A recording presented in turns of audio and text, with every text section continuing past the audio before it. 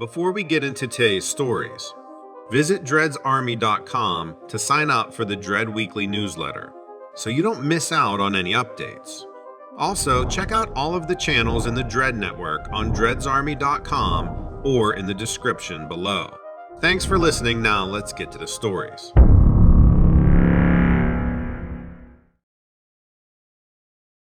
I have an experience from when I was working a summer job at a state park. I don't know if I should even be talking about this or not, but I think people deserve to know what is out there. I was working in a state park in northern Idaho. It was mostly an office job. Sometimes I got to work outside, but not very often. Most of it was boring stuff like selling park passes and making camping reservations. I worked in a little building at the park entrance where cars would drive up to the window. There were offices for 2 park rangers in the back, but I never really went in there. Everything I needed was up front at my workstation. Everything was pretty routine in the months leading up to my experience. Like I said, it wasn't a difficult job. Sometimes we would get insanely busy, but in between the rushes, I would have a lot of time to myself. The rangers really didn't care what I did in the slow times, as long as I was available to help park guests as soon as someone showed up. Oftentimes, I spent my free time drawing. This is relevant later. We had gotten a couple of phone calls about wolves in the area. I didn't think it was that abnormal, given the part of country we were in. I was given instruction to transfer any calls regarding wolves to the rangers. I was just a college kid trying to make money, so I didn't question it. Not to say I didn't like the job, but I just wasn't invested in the wolf issue. Then one day a park guest comes to the office looking for one of the rangers. They claim that a gigantic wolf with human hands had tried to break into their tent the previous night. They said the wolf went on both 2 legs and 4, like it was both man and beast.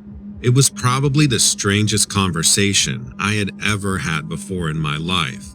He waited in the lobby for one of the rangers to return. He started telling his story, and the ranger pulled him into his office. It was definitely weird, but I wasn't too concerned at the time. I assumed he probably took something the night before and was seeing things. That or some weirdo tried to break into his tent. I was always taught that a man was the most dangerous creature you could run into in the wild. Even bears tend to steer clear of humans for the most part. Anyway, it was maybe 2 weeks after that incident. I was working in the office during one of our slow times. Like I said before, I usually entertained myself by drawing. The problem that day was that I had run out of paper. I looked under the desk and the paper was out there too. I knew the rangers both had printers in their offices, so I decided to sneak into one and grab a couple of sheets. It was completely innocent.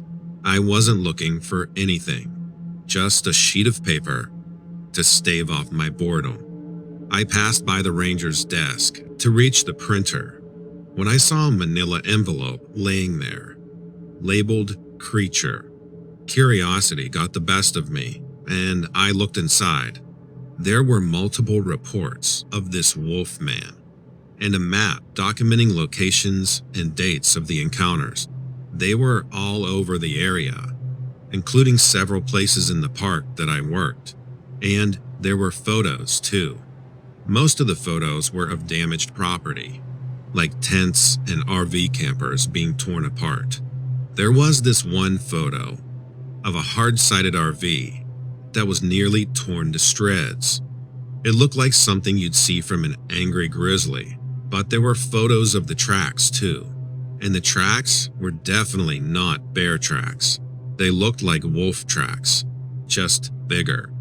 I dug through the photos in the envelope until I came to one that showed the creature in its entirety. It was just like that man had said. It looked like a cross between a man and a wolf. The photo wasn't super high quality.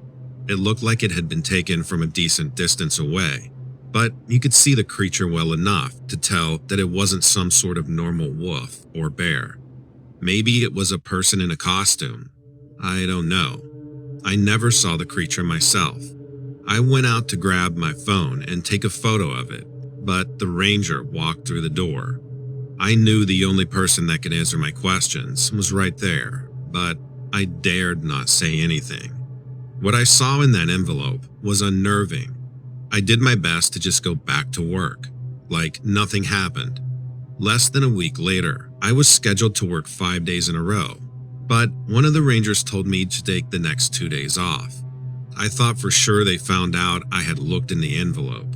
At that point, I wasn't just afraid of getting fired. I was afraid of getting in trouble with the government or something. That is, until I caught up with some of my coworkers. They were also told to take those days off. From the sounds of it, the park would have no staff for 2 days. At this point, I knew there was something going on, or something they were trying to cover up. I drove past the park on my day off, and in front of the entrance had barricades across it. I could see the outlines of vehicles in the parking lot. They looked like military vehicles to me, but I'm not super well versed in that kind of stuff. Whoever they were, I knew they were out there hunting the wolf creature. We all came back to work like nothing happened. The reports of the wolves had stopped. I did manage to get a chance to sneak into the ranger's office a couple of times, but I couldn't find the envelope anywhere. I wish I had more answers, but I never did find out anything more about it.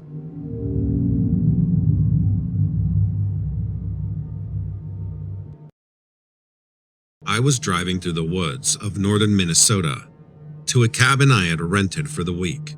I am an amateur painter, and I was looking forward to having some time to myself to work on a few projects.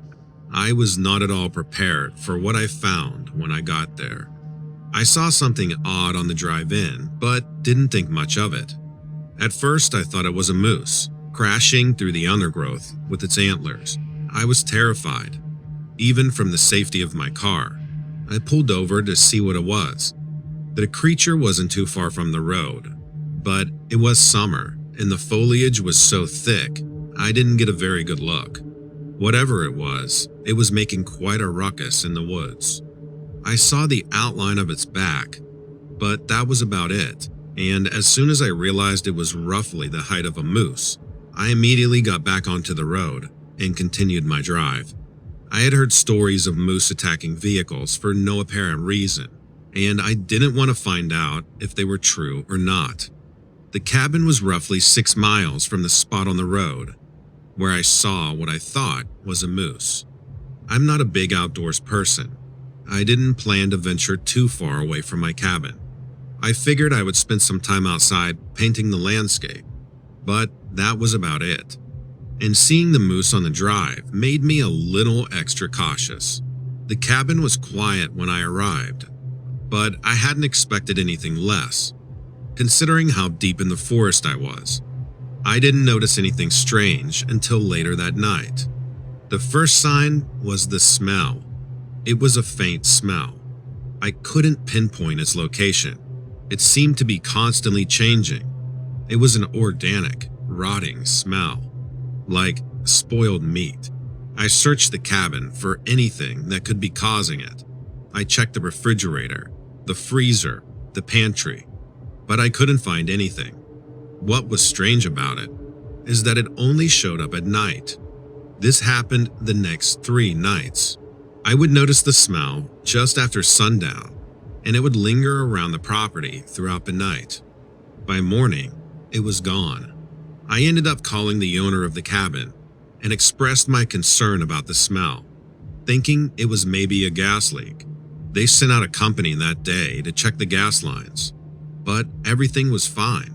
No one had any idea what would even cause the smell that only appeared at night. I should have taken that as a sign to leave the cabin, but I had already paid for the week, so against my better judgment, I stayed.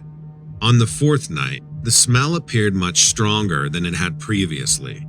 It was about 2 a.m. in the morning, and it was so bad that it woke me up, and I felt like I could barely breathe. I went into the kitchen to get some water. I was actually coughing The smell was so bad. That's when I heard something moving outside. It sounded like it was just outside the kitchen window. I had the lights on, so whatever it was could definitely see me, but I couldn't see it. I don't know exactly what it was, but something inside me just knew I had to turn off the light, and I had to turn it off now. I tentatively approached the kitchen window to get a look at what was out there.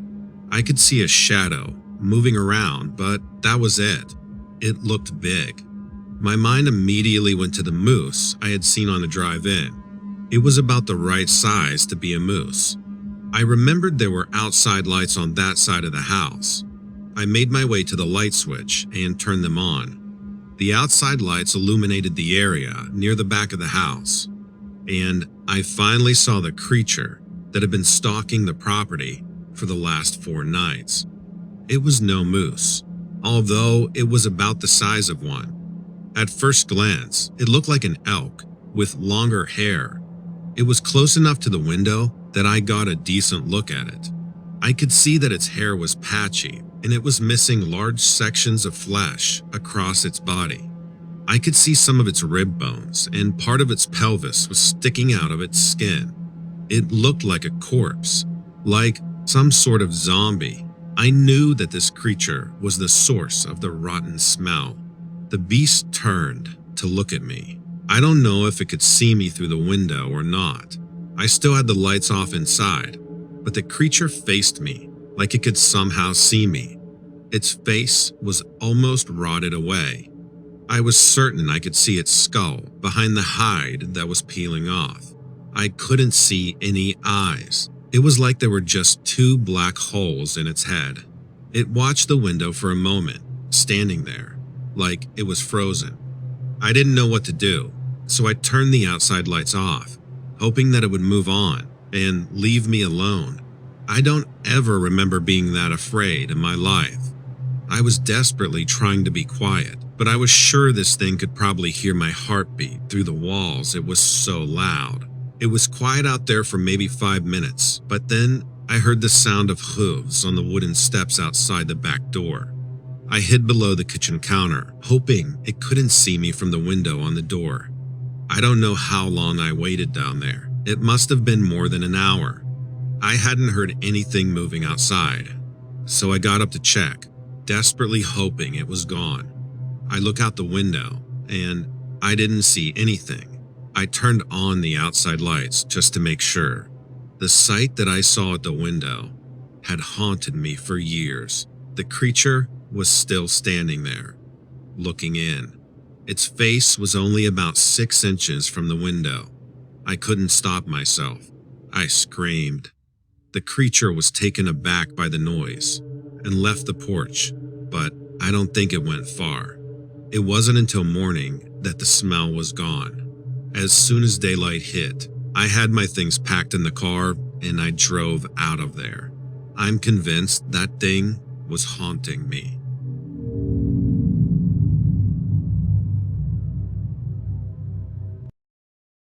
I don't have anyone else to tell this story to. My coworkers didn't believe me, but I swear this is true. I was working at a small, family-owned pizza shop. It was around 11 p.m. on a Friday night. I was alone in the shop, waiting for the driver to come back from her last delivery, so we could close the shop together.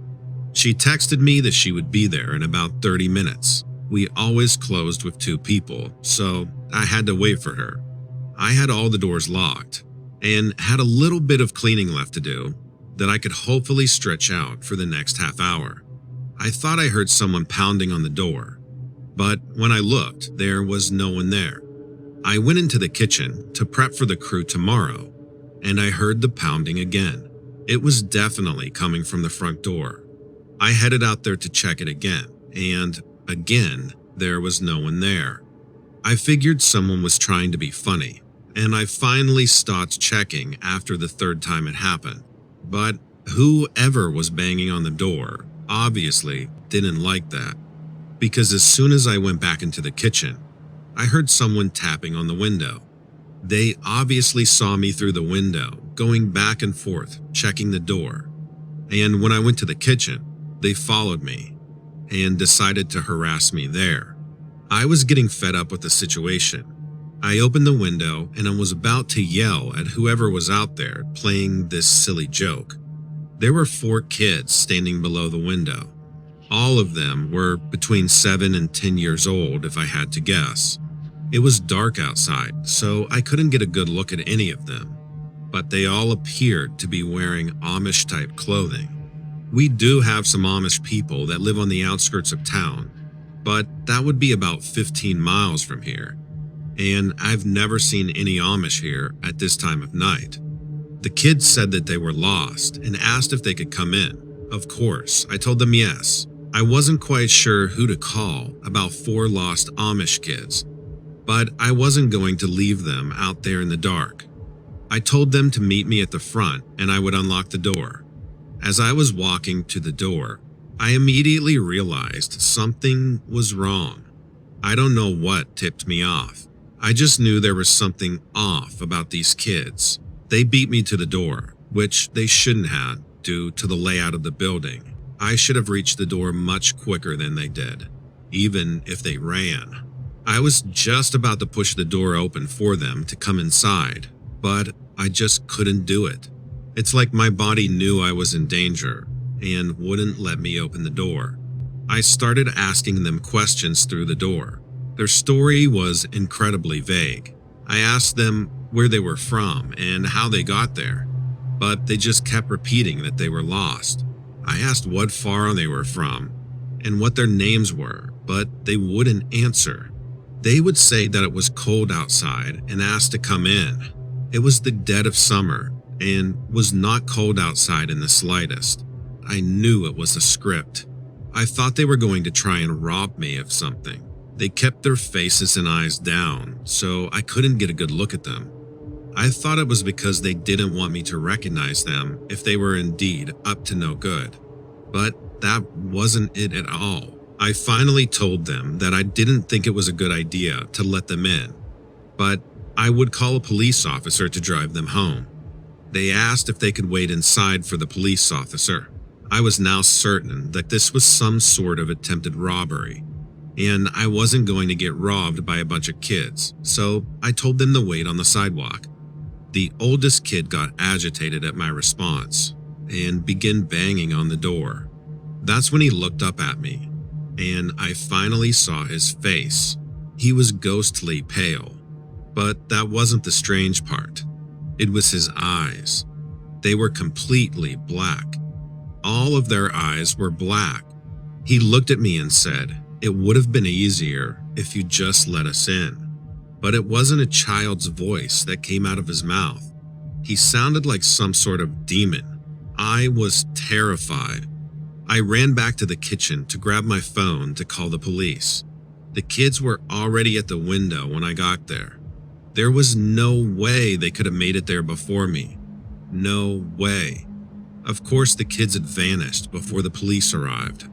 The police decided it was likely an elaborate prank just meant to scare me. But I knew there was something else going on. Those weren't kids. I don't know what they were, but they definitely weren't human. It's hard to explain. If you ever run into them, and you better hope you don't, you'll know. It's that sixth sense that people have that warns them about danger. That's what I felt. I don't know what would have happened if I let them in, and I don't ever want to find out.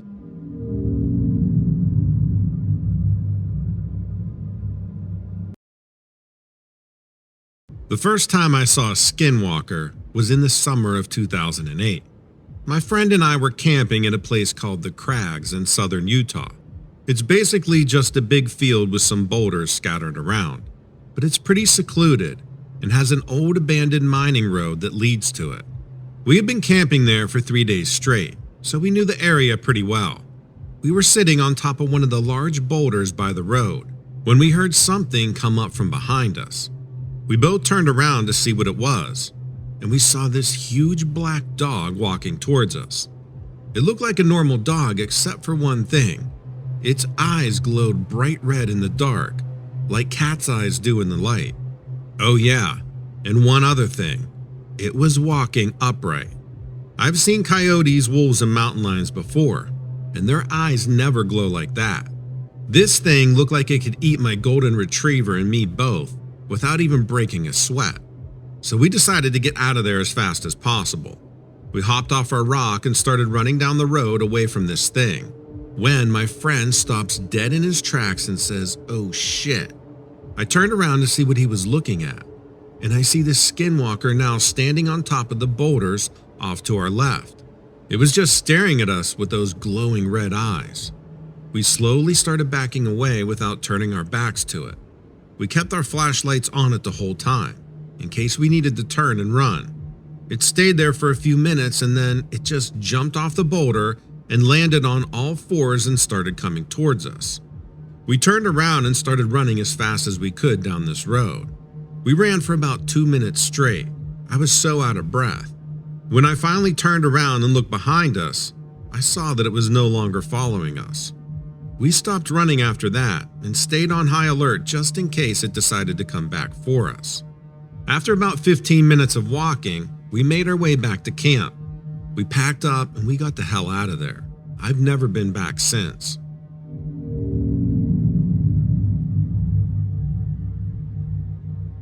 The following was told to me by my mother. She lived in a small town in the Appalachian Mountains of West Virginia called Montgomery, West Virginia. Her house was located on a hillside that overlooked the town and valley below. She lived there alone, since my grandmother had passed away several years before this incident occurred. One night, she awoke to hear her dog growling at something outside her bedroom window, which faced the front of the yard in the street below. She got up to see what it was, but couldn't make anything out due to the darkness outside. So she turned on the light to the outside and looked again, but still she couldn't see anything. So she thought it must have been a stray cat or something and she went back to bed, thinking no more about it until she fell asleep again. Now sometime later, I don't know how much later, she was awakened again by her dog growling at something outside her bedroom window. But this time when she got up to look out into the darkness, all she could see were these two red glowing eyes staring back at her. She said they looked like bicycle reflectors. She said that whatever it was had long arms, because its hands were resting on top of the fence post beside her driveway, and its fingers were long enough that you could see them even though it was dark outside. She described them as being like monkey hands with very long fingers. She said that whatever it was stood there for several minutes, just staring into her bedroom window while its eyes glowed red. Then after a while, it slowly backed down from the fence post, then turned around and walked down the driveway towards the road. She said that she watched it as it walked away until it disappeared into the darkness at the end of her driveway. She said that she was so scared by this time that she ran back to bed and pulled the covers up over her head. The next morning when she got up and looked out her bedroom window, there was nothing to be seen anywhere outside. So she just went about her daily routine as if nothing happened. She never told anyone except for me about this incident, because she thought they would think that she was crazy or just imagining things.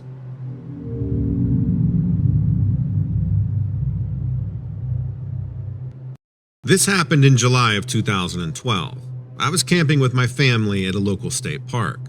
We were staying in a cabin that was about a mile from the main campground. It was late at night and I had just woken up to use the bathroom. I walked outside of the cabin and looked up at the sky. The stars were so bright, it was amazing.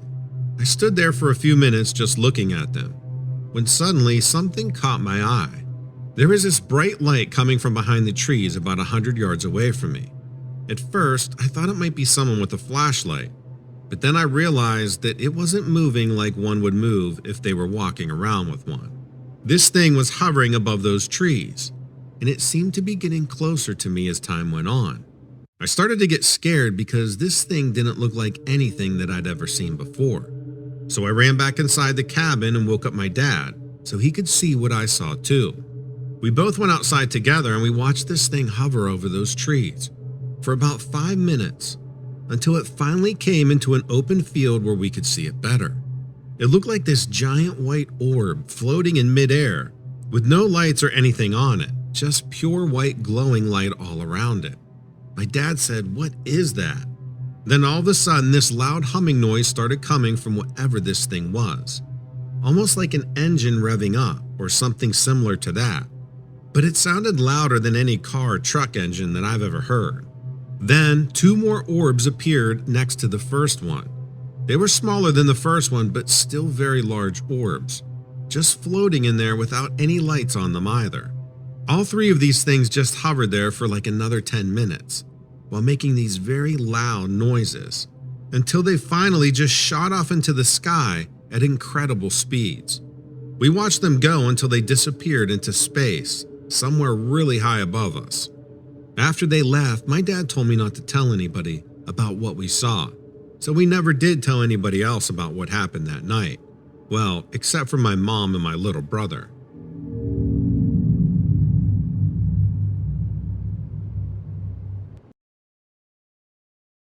I want to share a really terrifying experience I had recently. Camping in the Myakka River State Park in Florida. It's a really neat place to go, but you need to be vigilant about the wildlife, mainly alligators and snakes. My girlfriend and I have a dog, but we never bring her to this spot. It seems like too much of a risk, so my brother dog sits for us.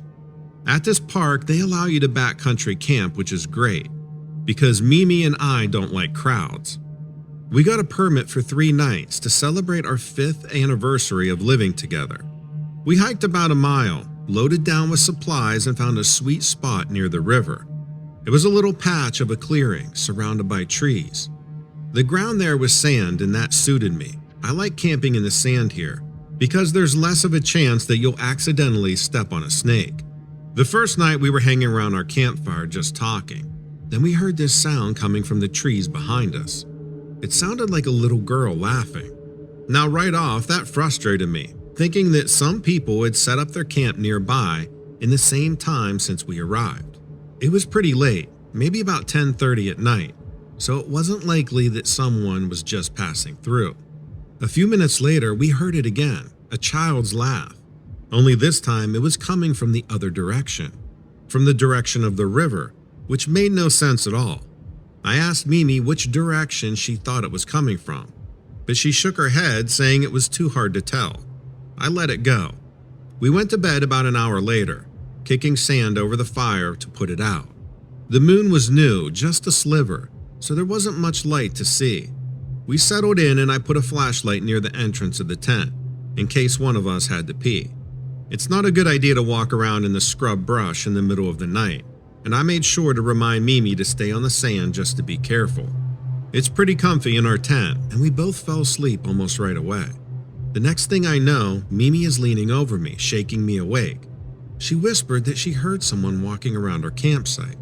I listened and instantly heard it too. Just a small scuffing sound, like someone shuffling through the sand. I sat up and grabbed the flashlight, unzipped the tent, and stuck out my head. I was really hoping it wasn't a gator. I didn't see a thing, but now I had to pee from the rush of anxiety. Mimi said she was okay if I went, so I slipped on my sneakers and got out of the tent, going to the edge of the clearing in a straight line, staying on the lookout.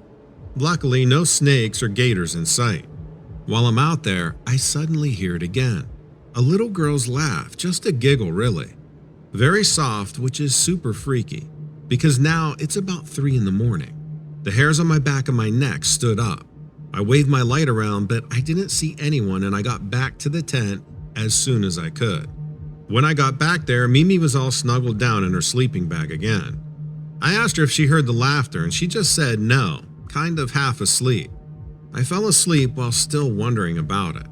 I woke up first thing the next morning and decided to surprise her by having coffee already made.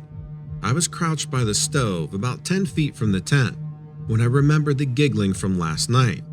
While the water was heating, I walked around the edge of the clearing, inspecting the sand. I saw my own footprints in a straight line from the tent where I had gone and come back. But there was another set, very small and going around the back of our tent. I crouched down to look. It was a human's bare foot, but small like a child's. Okay, I have to admit that really creeped me out, but not nearly as much as what I saw next. There was a tic-tac-toe game drawn in the sand, about 2 feet off to the right side of the tent, with an X drawn in one corner. I woke up Mimi. "Did you draw it?" I asked her as soon as she opened her eyes. "The tic-tac-toe game in the sand." I could tell the answer just by the look on her face. She shook her head no. I brought her out to it and told her about the footprints too. She was quiet for a minute and then looked at me all suspicious. "Are you trying to freak me out?" she asked. I was shocked. I promised her that it was real. I would never do anything to wreck our vacation. It was our anniversary. She was quiet for a minute, thinking, and then reached out and drew an O next to the X. I looked at her like, "What are you doing?" She said, "If someone is messing with us, let's see what they'll do next." I couldn't think of anything to refute that, so I just let it alone. We sat there drinking coffee, both of us mulling it over. I then asked her if she thought the footsteps in the tic-tac-toe game were related to the little girl's laugh. She was quiet for a minute but then shrugged without answering. I knew it disturbed her, and I wanted this to be a good trip, so I just dropped the subject. Later that afternoon, I was thinking, we would never know if a person came back unless we erased all the previous tracks. I mentioned it to Mimi and she agreed. Together we walked around the clearing, scuffing sand all over the marks. But then we left the tic-tac-toe game where it was. I know she was more shaken than she was letting on. I tried to be affectionate, but she was just too jittery. So we spent kind of a quiet evening staring into the campfire with both of us lost in our own thoughts. When Mimi started to fall asleep in her camp chair, I woke her up gently and suggested we both go to bed. I picked up the flashlight and guided her over to the tent, telling her I'd douse the fire myself and I'd be right there. As Mimi was unzipping the tent, I shined my beam over to that game drawn in the sand and froze. The sand looked freshly disturbed. I walked over and looked. Mimi had seen me and now was with me, clinging to my shirt. There was another X drawn in the game. I flashed the light around at the woods, half expecting to see someone, but there was nobody there. I zigzagged the light around on the sand, walking a few feet away in either direction. There were no footsteps near the tic-tac-toe game at all. I was really shaken up now, but I didn't want to let on to Mimi how scared I was. I got her safely into the tent and doused the fire, then went to bed myself, but I couldn't sleep. I just laid there listening, barely breathing. I was just rigid with anxiety. I could tell by Mimi's breath she wasn't sleeping either. I never heard anything else, and I finally fell asleep around dawn. Mimi woke me up around 7, shaking my shoulder. She said she wanted to go home.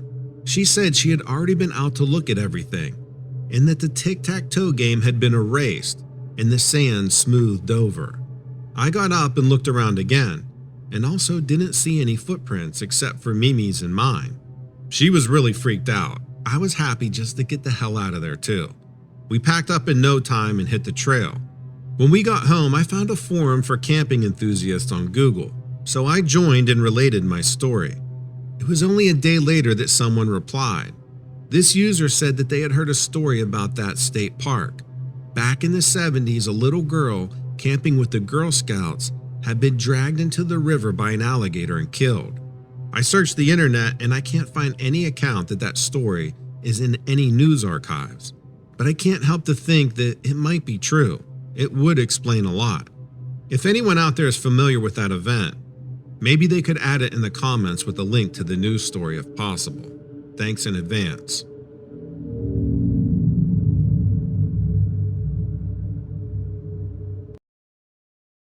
Hello, Donovan. I was reminded of these experiences while listening to your show, I think, or maybe Mr. Ballin's channel.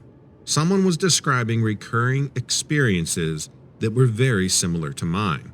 Whosever show it was, you might find this interesting. My sister and I spent our childhood summers at my mom's cousin's ranch in Montana. We and her cousins would ride horses through the woods for hours at a time. We would all head out, doubled up on horseback, and ride on siding roads along pastures and hayfields, and into the national forest following old logging roads. There were usually 4 of us, sometimes up to 6, and we often had our cousins' dogs along too.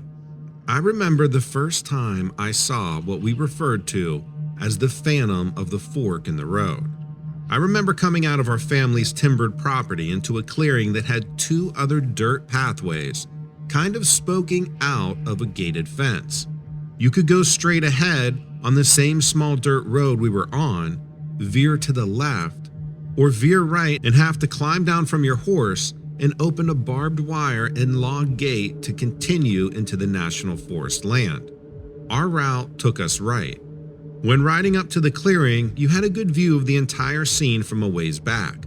The fork was entirely empty of people and animals. We were all riding and chatting, and then one by one we all got quiet as our minds adjusted to what we were seeing. It was like blinking a blurry image into focus. Where we had all been looking, as we emerged from the timberline, there had been nothing. Then a man began to shape right at the fork. He was just standing there in a plaid flannel, work pants and boots. The thing that spooked me as a kid was that he carried a rifle in his hand. We slowed the horses but continued toward the clearing, as we wanted to open the gate road into the Forest Service land. My sister, several years older than me, asked our cousin, "Do you know who that is?" She replied, "No, but he never bothers us." I remember thinking that it was all right, considering our cousins had run into him before. I don't recall if the dogs were there with us this time, but the horses did respond strangely. We passed within 12 or 15 feet of him as we rode up to the gate. He appeared very solid. He was very real looking. You could make out the seams and buttons on his clothing and the tooling of his rifle sling. My oldest cousin dismounted and opened the gate, and we all rode through, leading her horse. We turned to watch her close the gate, and the man was still standing back there where we had first seen him watching us. My cousin got back on her horse, and we took a final glance up to the man, but he wasn't there. It couldn't have been more than 8 or 10 seconds from the last time we saw him. There was nowhere he could have moved that quickly and quietly. We would have seen or heard him run off. I didn't think much of it. I was just more excited to keep riding. But I remember the older kids, the oldest one was 16 years old, being pretty weirded out by it. One of my cousins said, "Yep, that's what he does." This was not a one-time event. It happened at least 4 more times over about 6 summers. Always the same man, same place, same clothing, and same gun. The same image coming into focus as we rode by, and then looking back at nothing. The last time I saw the phantom, my cousin and I were riding alone. The exact same thing happened as had unfolded all those times before. He never spoke to us, and we never spoke to him. The dogs never seemed to even notice him. I went back in my 20s to see if maybe I could conjure him up, but I never saw him. I just wanted to see, with the advantage of adulthood, what those experiences had been, and either try to come up with a rational explanation or be convinced that he really was a paranormal being.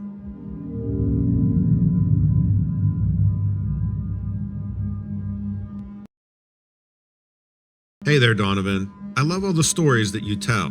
Great work giving us these videos. I've been listening to yours and Lilith's channel for a while now, and I keep wondering what story I'll send in first. I have a few encounters, anything from ghosts to UFOs. We'll start with a ghost one. This story took place in Hardyville, South Carolina, around 2009 at a house my mom and stepfather built. My stepfather, we will call him Roy, had gotten a call that his cousin had passed away suddenly due to a gruesome car accident. He made plans to take the day off for the funeral coming up. The day of the funeral, my mom and Roy let me stay home since I was still kind of young and didn't really know the guy. So I stayed home and finished painting the hallway walls and the trim for my mom, and listened to the radio as I worked. I was probably 15 at the time. Nothing new was staying home alone.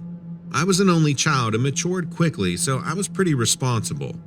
A few hours went by and they arrived back home.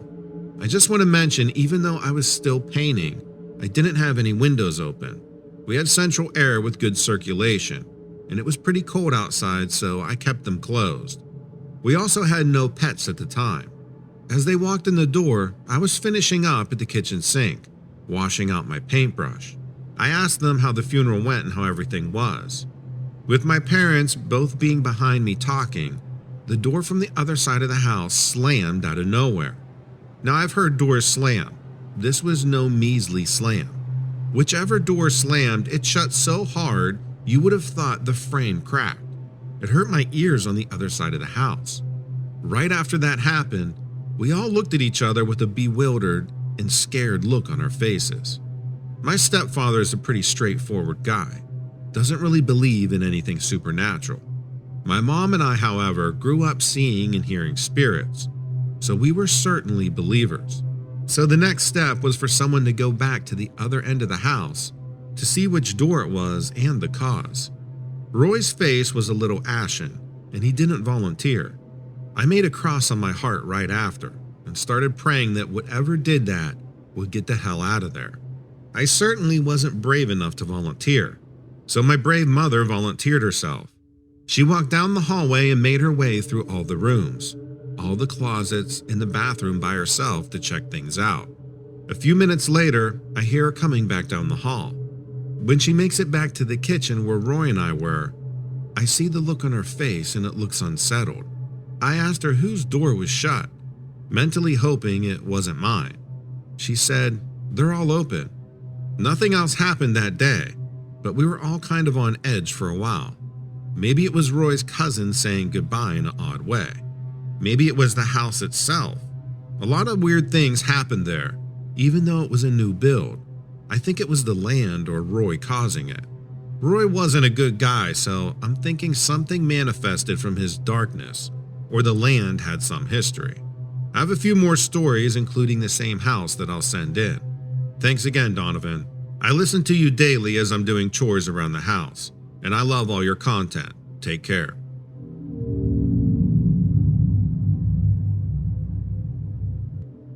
Me and my family have been in the Atchafalaya Basin hundreds of years, I guess. Far back as we can figure, we've been shrimping, crabbing, and crawfishing these parts, living on a houseboat with power from a generator. Ever since I can remember, I've been hearing stories about the loup-garou. I think it's the same thing other people call a dogman. I was told the loup-garou mostly goes after kids who are bad, so I always thought it was just a story people made up to keep their kids in line. Now, I'm not so sure about that. See, my brother Jim and I got a shrimp boat, and we go out before the sun rises until after the sun sets during shrimp season. You got to get them during those few weeks because after that, they're gone for the year. The rest of the year we can get crabs and crawfish, but we make most of our money from the shrimp. It's a lot of work tossing that net out of the boat, hauling it back in, and getting the shrimp out of it. I don't pay a lot of attention to what's out there in the swamp, but every once in a while late at night, we hear a howl, and Jim will say, "That's the loup-garou." I never believed him, but I also can't explain the noise, because it doesn't sound like a dog, a wolf, or a coyote. I never thought about it too much until we started bringing Timmy along. Timmy is Jim's kid. He's 11, but he caught on quick to sorting out the shrimp we keep from all the other stuff that gets caught in the net, like turtles and fish and whatever. I heard the howl more often when Timmy started joining us. Jim stopped saying that's the loup-garou, probably so he wouldn't scare Timmy. Maybe that made me notice it even more. I started ignoring it because we were hearing that howl every night. It sounds weirdly human. It was creepy, but I guess I got used to it. Besides, we were busy, like I said, hauling in the nets. One late afternoon, though, we passed by this small piece of marshy land, and I saw something standing on it, like near the water. I thought it was a person, but it had these weird curved legs. Then it threw back its head. First I noticed this long dog-like snout. Then I heard the howl. Jim was driving the boat and he must have heard it over the engine, because he turned in the other direction as fast as he could, which wasn't that fast. I had plenty of time to see the thing lower its head and stare at us with these yellow demonic eyes. I felt like it was looking at Timmy, he behind me. I hoped he didn't notice the thing, but I guess he did because he looked scared too. We were headed toward another shrimping spot, and when we got there, we all started working like nothing happened. Jim took a different route back because we finished for the night. We wouldn't pass by that spot again if we could help it.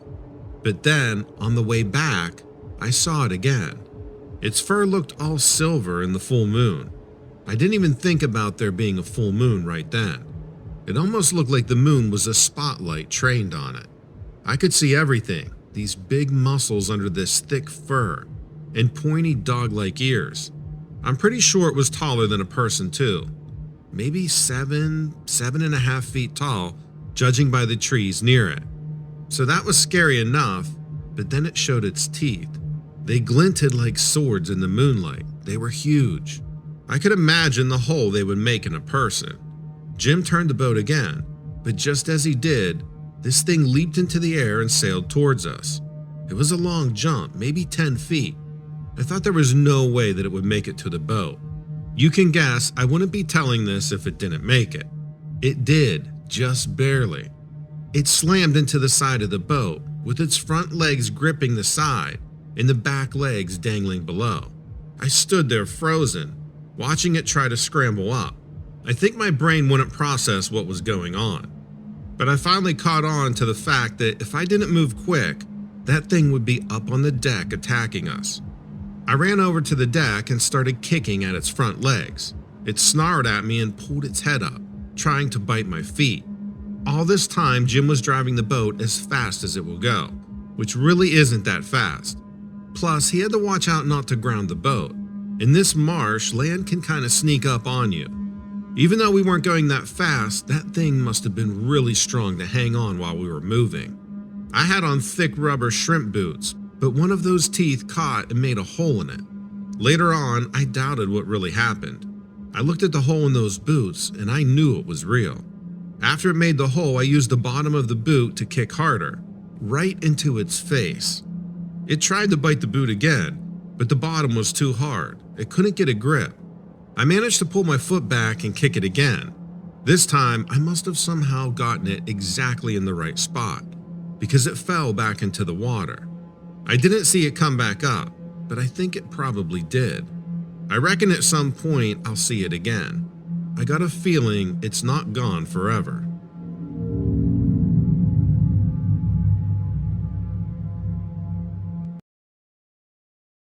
I'm not sure how to tell this story in any way that anyone will believe. As far as I know, I'm the only person to ever come across this creature. Nobody I've ever talked to has ever even heard of the thing. And I can't find anything online where it's run into anyone else. I still don't know what I saw though. I saw it plainly with my own eyes in broad daylight, so there's no way I confused it with anything else. Let me back up for a minute. I'm a longtime listener of your show, and I tune in regularly from my home in Arkansas. This story, though, takes place a little east of home, on Reelfoot Lake in the northwestern corner of Tennessee. I love to fish, and I was out in the lake one day last summer, trying my hardest to hook a couple big catfish, for a fish fry I'd promised my brothers, who had promised to come visit me the next weekend. The fish finder on my boat was telling me that there were several large fish swimming directly underneath me. So even though it was the hottest part of the day, I was hungry and thirsty, and about out of ice water. I wasn't moving until I at least caught one or two. It was a sweltering hot day, and I was all alone on the boat. In fact, I hadn't seen another boat in well over an hour by the time I saw what I saw. I grabbed the last bottle of ice water I had out of the cooler and took a seat at the front of the boat. I casted out my line and sat quiet, waiting for a tug on my line. As I wiped the sweat off my face, something came up and bumped the underside of the boat. It was a fairly hard bump, enough to knock me out of my seat, and definitely hard enough that I felt I needed to scoot over and look down into the water to try to figure out what it was. At my first glance, I couldn't see anything. I gave up scanning the water for something big and went back to my seat to take another swig of my ice water. I figured it must have been just a tree underneath the water's surface that I had just passed over. Now, just as I almost sat back down though, there was another major bump under the boat. This time, I dropped my water bottle, spilling the last of it out into the bottom of the boat. As you can imagine, this made me pretty mad, so I went back to the boat's edge to search again. This time, I was committed to find the culprit, even if it was hard for me to see. I decided to grab one of the oars and pushed around under the boat a minute to see if I could get anything to come up. When I stuck the oar under the boat though, something grabbed onto it tight, only for a second or two. Then I pulled the oar back up to find the entire paddle of it was missing. Whatever was under my boat had bit that thing clear in two. This is about the time I decided to go ahead and start the boat motor and get the hell out of there. I couldn't imagine what it might be. My initial thought was that some Tennessee hillbilly wacko had cut loose a pet alligator or something. The motor turned over only once before it died. I tried again and it died again. The third time, I couldn't even get it to turn over. I pulled the prop out of the water to see if something was stuck and saw that all the blades were bent. I picked up my phone to call for help, and that's when the damn thing started to come up for air. Under my boat, and I am not kidding you on this, there was a snapping turtle at least 15 feet wide. Well, it looked like a snapping turtle, but I'm not exactly sure what it was. Its head was as big as my torso. I know that sounds ridiculous, but it was there right in front of me. I was so afraid that this thing was going to tip over my boat. Then it submerged itself back into the water, and my boat was about to tip over from the current of this thing submerging itself. I took out my other oar and finally got myself to shore. It took me a while on my way back to the shore, with only one oar and no motor. Keep in mind, it was hot as hell that day. I was so dehydrated by the time I got to the shore. None of my friends believed me, but I swear that's what I saw.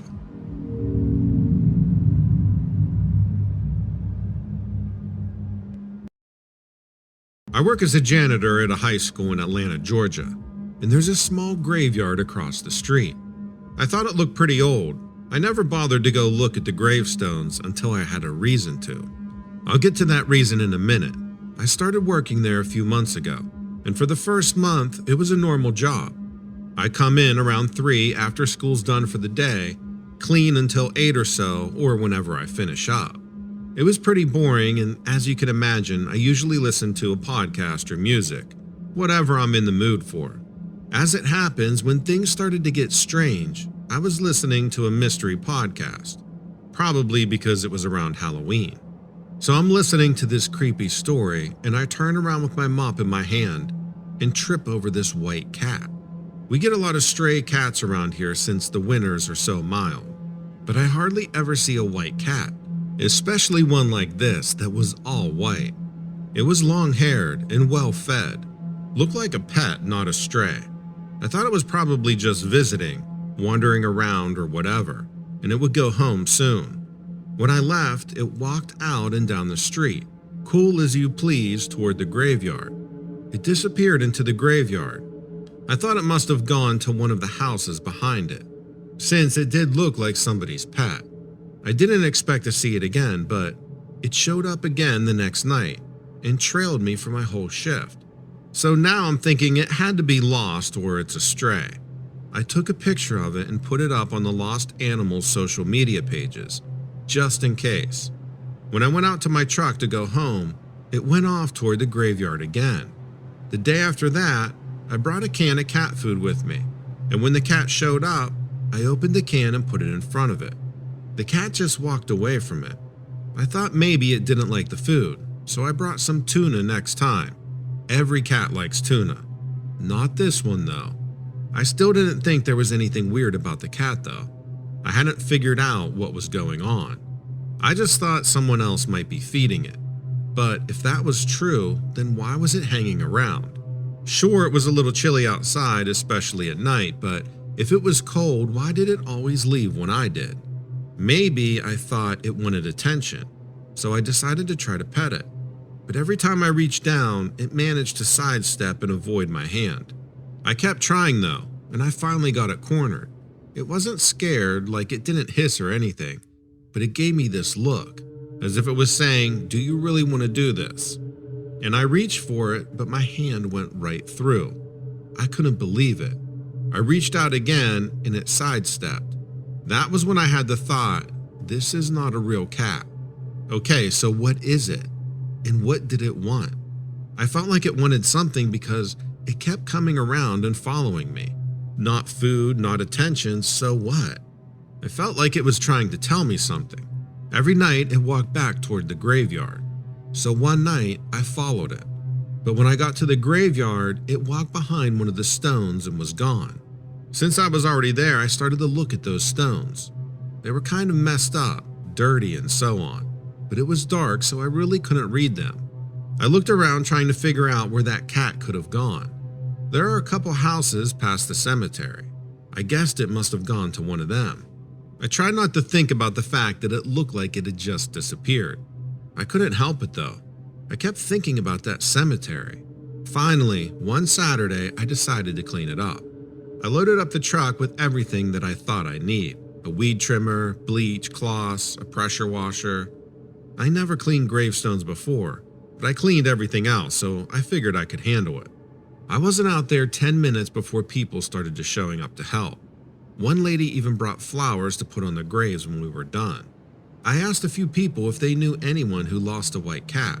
No one did, but a couple people said they had seen one hanging around the graveyard. Never during the day though, only at night. When we were done, the place looked great.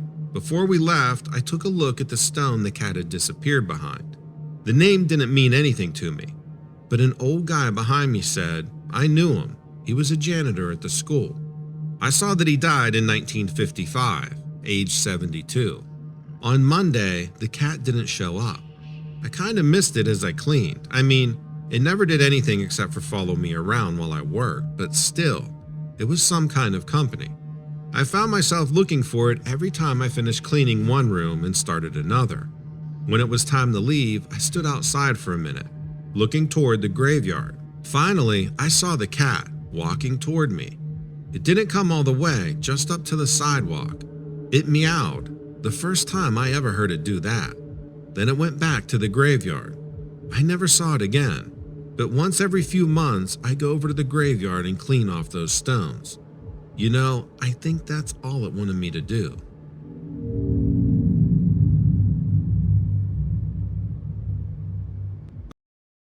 I want to start by saying I love your show. I'm a bit of a recluse, and I live in a cabin about 30 acres outside of Paducah, Kentucky, in a wooded area. My wife and I believe in self-sustaining and get a lot of our food from natural resources around us. This is why I was out in the woods alone on the morning of June 12, 2019. I was hunting rabbits to make my wife's favorite rabbit stew for her birthday. I know what you're thinking. A crazy couple living in the woods eating rabbit stew for a birthday celebration probably aren't the most reliable source for a story about a Sasquatch. But let me challenge that. Who better would know what goes on out in the woods than us? We're here all of the time. Given that, it was no surprise to me that I ran into one on that June morning. We'd seen evidence of them long before that. Hair caught in high-hanging tree branches, large footprints in the mud, even a few crude tools made from hollowed-out tree trunks with sharpened rocks. We knew they were out there, but we never went looking for them specifically. We respected their peace and they respected ours.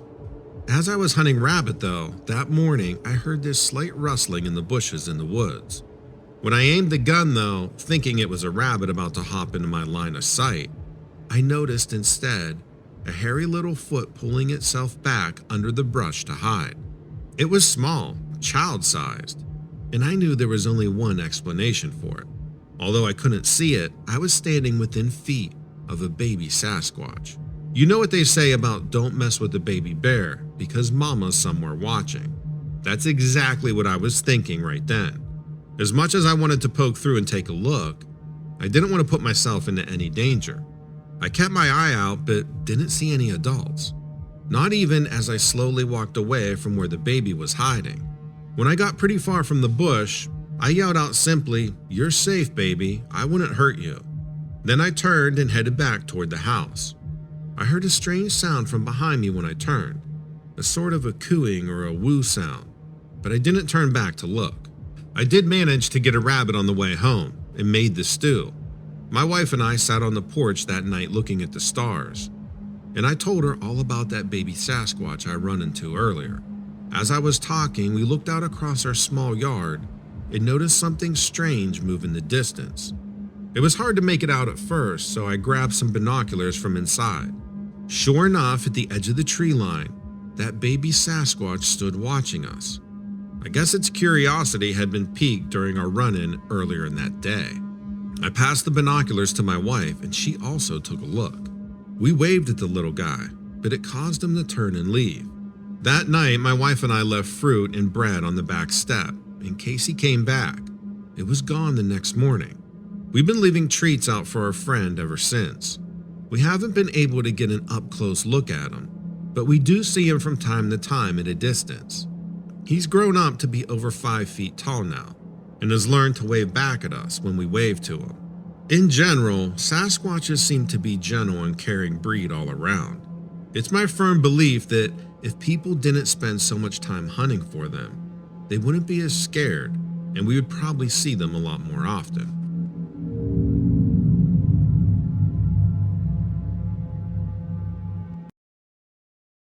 I'm always fascinated by everyone's encounters, and never in a million years did I think I'd have an encounter to share myself. I was hesitant to reach out, but I think it might be therapeutic in some way and help me deal with the trauma of what happened that night.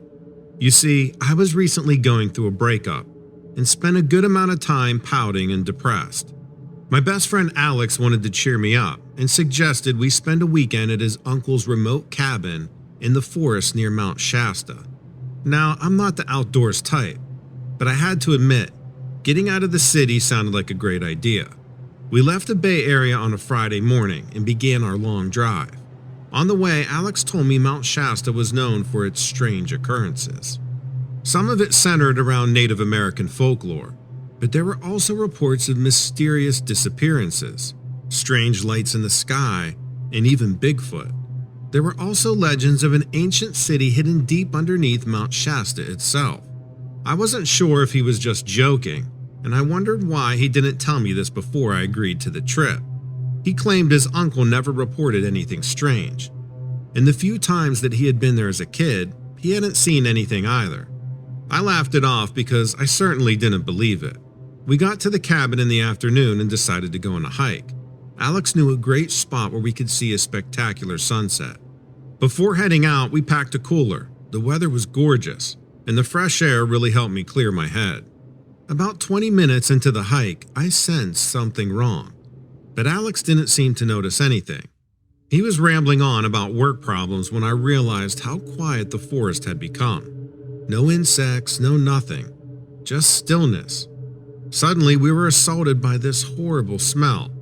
It was like a strong, musky body odor, but mixed with urine and rotting garbage. We weren't sure where it was coming from and continued on, hoping we just passed it by. Soon after, we found a half-eaten deer carcass. It was fresh enough so that the blood was still wet. Alex joked that we stumbled into Bigfoot's lair, but I didn't find it particularly funny. The day that I had been enjoying quickly went away. I was worried about bears and mountain lions and suggested we go back. That's when we heard it. A loud, ungodly screech, unlike anything I've ever heard before. Just thinking about it now gives me goosebumps. It wasn't human, that's for sure, and it echoed all around us. This was our cue to leave. We blazed down the trail, and when we finally got to the cabin, we were out of breath. We looked at each other and laughed, but we didn't talk about it. Instead, we had a drink to calm our nerves and we lit up the grill. We soon forgot about what happened, and Alex had me cracking up as we reminisced about our high school days. I lost track of time and we sat on the deck under the blanket of stars. It was pretty late when we heard it again, that creepy screeching sound. This time, it was followed by these loud whooping-like noises. It sounded like it was pretty close. We froze and I could feel the hair on the back of my neck stand up. There was this rustling in the trees around us, and we dropped everything and ran into the cabin. Alex locked the door and grabbed 2 of his uncle's hunting rifles. I had never used a gun before and didn't even know how to load the thing. He tried to show me, but the bullets just fell all over the floor. I glanced out the window and thought I saw a lumbering silhouette duck into the trees, but I couldn't be sure. It would have been easy for my mind to play tricks on me, but there was no mistaking the hideous sounds that thing was making. Something heavy hit the side of the cabin and shook the walls. Alex and I were scared out of our minds, and we huddled behind this couch in the middle of the living room.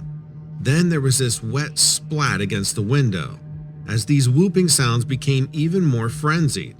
We were too scared to look up and stayed hidden as something kept banging the cabin, again and again. I swear I thought that thing was going to break through the walls and rip us apart.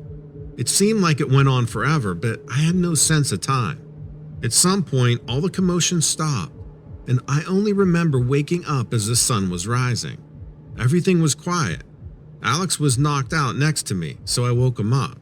We went outside to investigate, and we finally saw what had been banging the cabin the previous night. Something was throwing torn pieces of a deer carcass. Its guts had also been flung against the window, and the cabin was smeared with blood. This horrifying image has been seared into my brain ever since. Alex and I got out of there. As I jumped in the car, I noticed these huge footprints in the dirt around the perimeter. I didn't say anything. In fact, Alex and I didn't talk for the entire 4.5 hours it took us back to get to the Bay Area. I haven't seen him since, and he won't even return my calls. If there's one thing I can say, at least the experience made me forget about the breakup. It just seems so insignificant in comparison. Actually, everything does. Well, thanks for letting me share my story. Getting it off my chest really helps.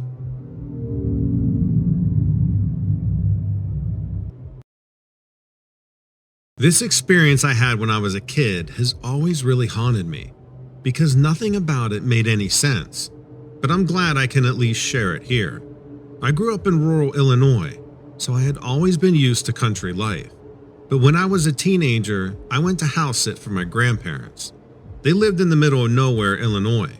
It was at least an hour away from anyone that I knew. I wasn't all that excited about being alone, but the money was good. I had actually begged them to let me do it.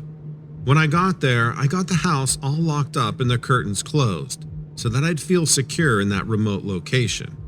All there was to see in any direction was corn pretty much. I got settled in and was trying to get some of my school assignments done. I started to hear something that sounded like the back doorknob jiggling, but I convinced myself I had imagined it. But then, a little while later, I heard a definite sound of something whimpering outside. At first, I thought it was one of the cats, but then I realized it sounded more human. I tried to peek through the curtains, but I couldn't see anything at all. The crying kept getting louder and sounded more and more like a person. It actually sounded like a kid to me. I decided I'd better find out if someone was lost out there or something. So I opened up the curtains all the way and saw a girl that was lying on the deck crying. I unlocked the door and threw it open, but as soon as she heard me, she jumped up and started shrieking while looking at me right in the eye. I was really taken back, but I wanted to help her. At that point, the little girl's face started changing, and it looked like it aged about 100 years in the space of a few seconds. I know that sounds impossible, but it was like watching a time-lapse film. She suddenly looked like an old hag. She didn't really look solid. It was like I could almost see through her. I slammed the door shut again and locked it and ran into the kitchen. I didn't know what to do, so I called my dad and told him that he needed to come out there, even though he had told me when I took the job that I'd better be sure I wanted to be out there alone. He said he would come, but said I was probably psyching myself out about a random old woman. He told me to go ahead and call the police just in case. While I was calling, the woman started banging on the window. I thought for sure she was going to break it. When I hung up the phone, I went and hid in the pantry. It had a door with a little window so I could keep an eye out. Plus, there were knives in there. Not that I think I could even use the knife against somebody. I was going to have to wait because the police station was pretty far away. It was really freaking me out that she was banging on the window so hard like that. But after a while, the banging stopped and it was completely quiet. I couldn't stand just to stay sitting in the pantry. I came out really quietly to peek out of the curtains. Her face was right there staring at me, but it was the face of a little girl again. She gave me this bizarre grin. Then she turned and she climbed up on the deck railing and jumped off. I ran outside. It was about 15 feet to the ground. But when I looked over, there was nothing there. And there was no sound of crying or screaming either. Eventually, a police officer showed up, but he didn't seem to take me very seriously. I mean, I'm sure the story I was telling sounded really out there. He did about a 10-minute sweep of the property and said he couldn't find any threat. It was a big farm with outbuildings and acres of corn, and he barely shone his flashlight around a few of the closer sheds. At least he agreed to stay with me until my dad got there. By the time my dad showed up, it was getting pretty late. He turned all the floodlights on outside and told me to go inside and try to relax. He was going to sit out on the deck with his shotgun. As soon as I got to the bedroom, this ungodly wailing started sounding from the cornfields. I ran back out, and my dad and I were looking out over the railing. I looked down to where the girl had jumped and saw this dark stain on the ground. It hadn't been there when I looked before. We went down and looked at it. It was just a wet patch of dirt. I was expecting it to be blood, but there was no reason for it to be wet right there. It was totally inexplicable. The wailing just stopped. By then, my dad and I were both so jumpy, we both stayed out there watching until sunrise. In the morning, we looked through all the buildings and found no sign of anyone. There was no sign of that woman ever again, but she absolutely terrified me. There were no missing person reports or anything. I was so traumatized after that. I couldn't rationalize why such a freakish thing had to happen when I was out there by myself. For a long time afterwards, I hated being alone. I couldn't stop thinking about that apparition or whatever that was. I just wanted things to make sense. I haven't been able to share my story publicly, so I'm really glad that I found your channel. My friends and family have not been so understanding, but I know your audience may have some insight as to what happened to me. I've thought about this incident nearly every day for the past 15 years, and I still don't know exactly what happened. I do believe I experienced a rip in the space-time continuum, or some other less cliche version of that. All I know is that one moment the sky was blue, then the next it was night. It happened when we were staying at my grandma's house in rural Pennsylvania during the summer. It's really just Amish country where they live, and the roads are often filled with horses and buggies. When I was a kid, I loved going out to my grandma's house because it was just so different from the life that I lived in New York City. So we'd been there for over a week at this point, and my mom and older brother had been arguing really bad the whole time. We had some lunch and my brother had criticized my mom's cooking. They were in a shouting match, so I decided I needed to get out of the house. Grandma had a small wooded area behind her house, and I loved going out there to explore. After her manicured lawn, a small creek divided the woods from the property. There was a thick tree branch stretched across a brook, so I used that to hop over the water, and also used some big rocks as additional stepping stones. Once I got over to the stream and into the woods, I basically just meandered about on my usual paths. Some time ago, my brother and I had set up a treehouse, so I decided I'd go and try to find it to see if it was still standing. I walked about 5 minutes into the woods and reached the large oak tree that once held our makeshift treehouse. Unfortunately, but not surprisingly, it was in total shambles, and I decided that it'd be foolish to climb up there. So instead, I started to turn around and walk back to the house, thinking that I'd tell my brother what it looked like. When I reached the creek this time, there was a faint white glow coming from the water. I thought that was weird, but I just figured it was the angle of the sun or something. I mean, the water looked normal except the edges and the ripples almost shined and sparkled in the light. Also, the stream was moving more quickly than usual, but not flooding or anything like that. So I had no clue why something like this would happen. I started to hop my way over the rocks and onto the branch bridge. But when my foot touched the far bank, I felt a flash of light overtake my vision and I fell flat on the ground. When I opened my eyes again, I'd thought I'd gone blind. I honestly wondered if I had hurt my eyes somehow.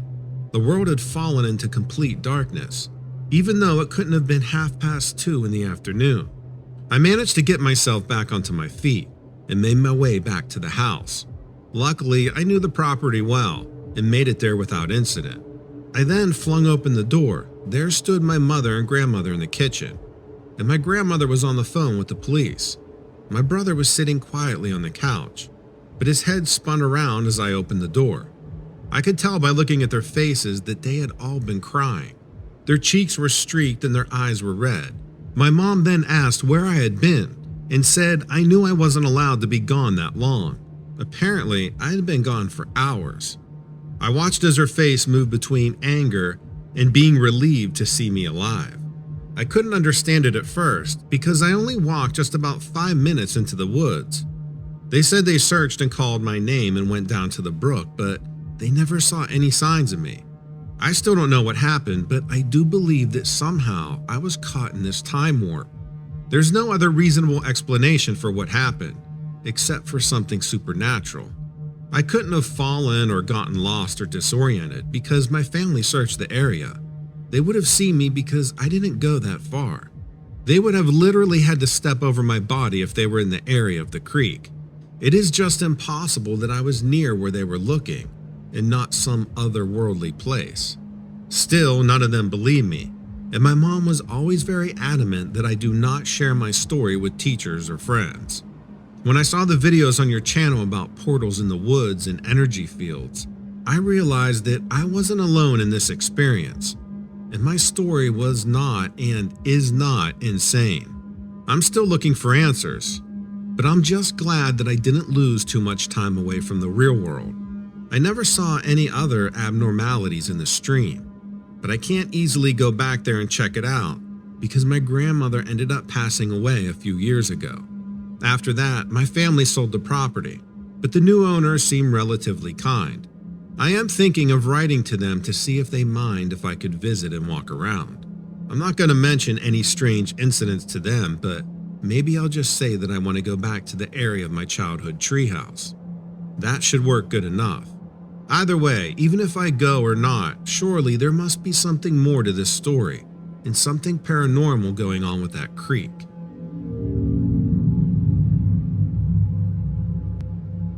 Hello, Donovan. Here is a story from back when I lived in Washington, D.C. We lived in a small suburb which is split between Maryland and D.C., known as Tacoma Park. TKPK, as they call it, is known as a very progressive and kind of hippie village inside the Beltway of D.C. Some call it Berkeley of the East. We bought our first home there as it was relatively inexpensive to buy a home there at the time inside the Beltway.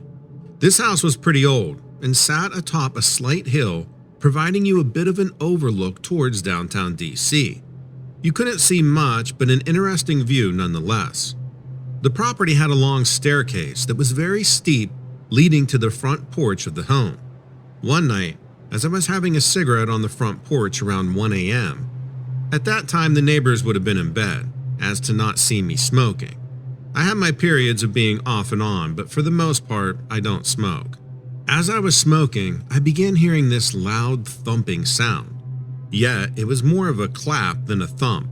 It sounded like someone was running with sneakers on, but there was something very unordinary about it. I looked around trying to identify the sound. When I peered down from the perch I had on our porch, to my surprise, there is a creature standing less than a foot running at an incredibly fast speed right down the middle of our avenue. It looked kind of like a Jesus lizard running across the water, but I could clearly see it had a small head and body like a human. Honestly, it happened so fast I can't really pinpoint a description. The area does have wildlife. It was common to have does and bucks and flying squirrels and foxes in our yard at times, though I had never seen anything like that, especially darting down the middle of the road. To this day, I still haven't a clue as to what I saw.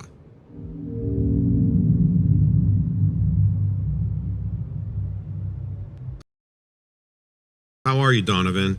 I've been watching your channel for quite some time. I have two stories that fall under the strange or weird. The first one is a strange series of events a few weeks ago. I'm a bit of a night owl, and I don't sleep until like 5 or 6 a.m. One night, I had gone to sleep earlier, But as I was lying there, I heard this strange noise outside my window. It was like a strange chirping noise around 4 a.m. There's no owls near my house. Cats occasionally wander in my neighborhood, but not near my house. I call it chirping, but it wasn't like how a bird chirps. It was more like two different sets of chirping. It sounded like two creatures talking. I use the term creatures because the next day I asked a family member to check the area as I had to work. I have a photo of a footprint I can't identify. No one in my house would be awake at that time, nor does it look like a shoe.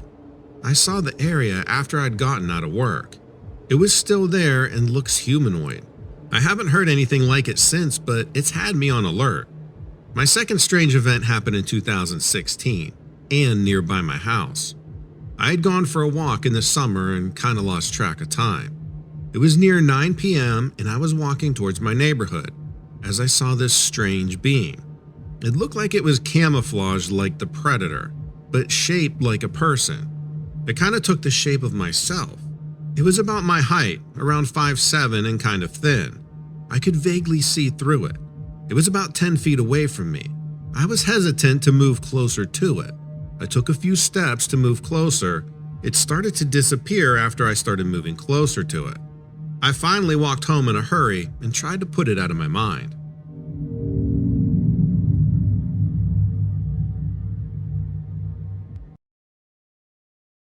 Back in the mid-70s, I was given temporary duty orders to a school at the Naval Air Station in Pensacola, Florida. This was a 4-month school at the Navy hospital there, so I was able to take my wife and our 1-year-old daughter along with me. We were lucky enough to find an available 1-bedroom apartment immediately off the causeway to the main gate of the base.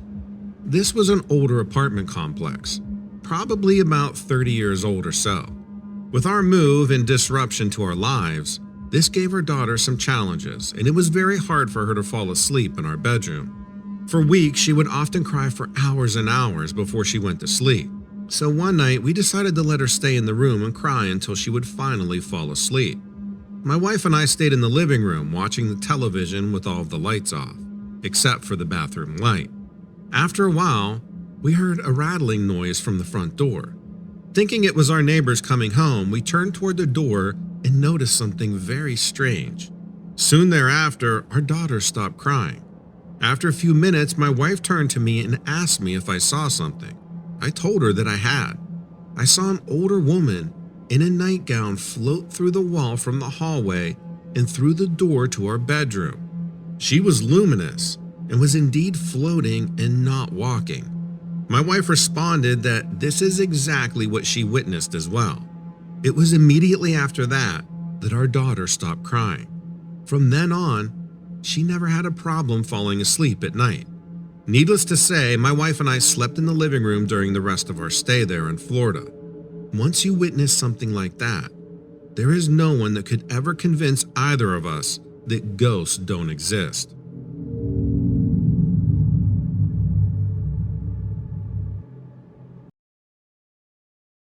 When I was in my last year of college, I got a placement at a hospital where I work with professionals on an adolescent psych ward. The director and I would do crafts and projects with the teens to help them have an outlet while they were getting treatment. We dealt a lot with mental illness and other medical issues. Every day before we'd see the teens, we'd get a rundown explaining who everyone was and what issues they were being hospitalized for.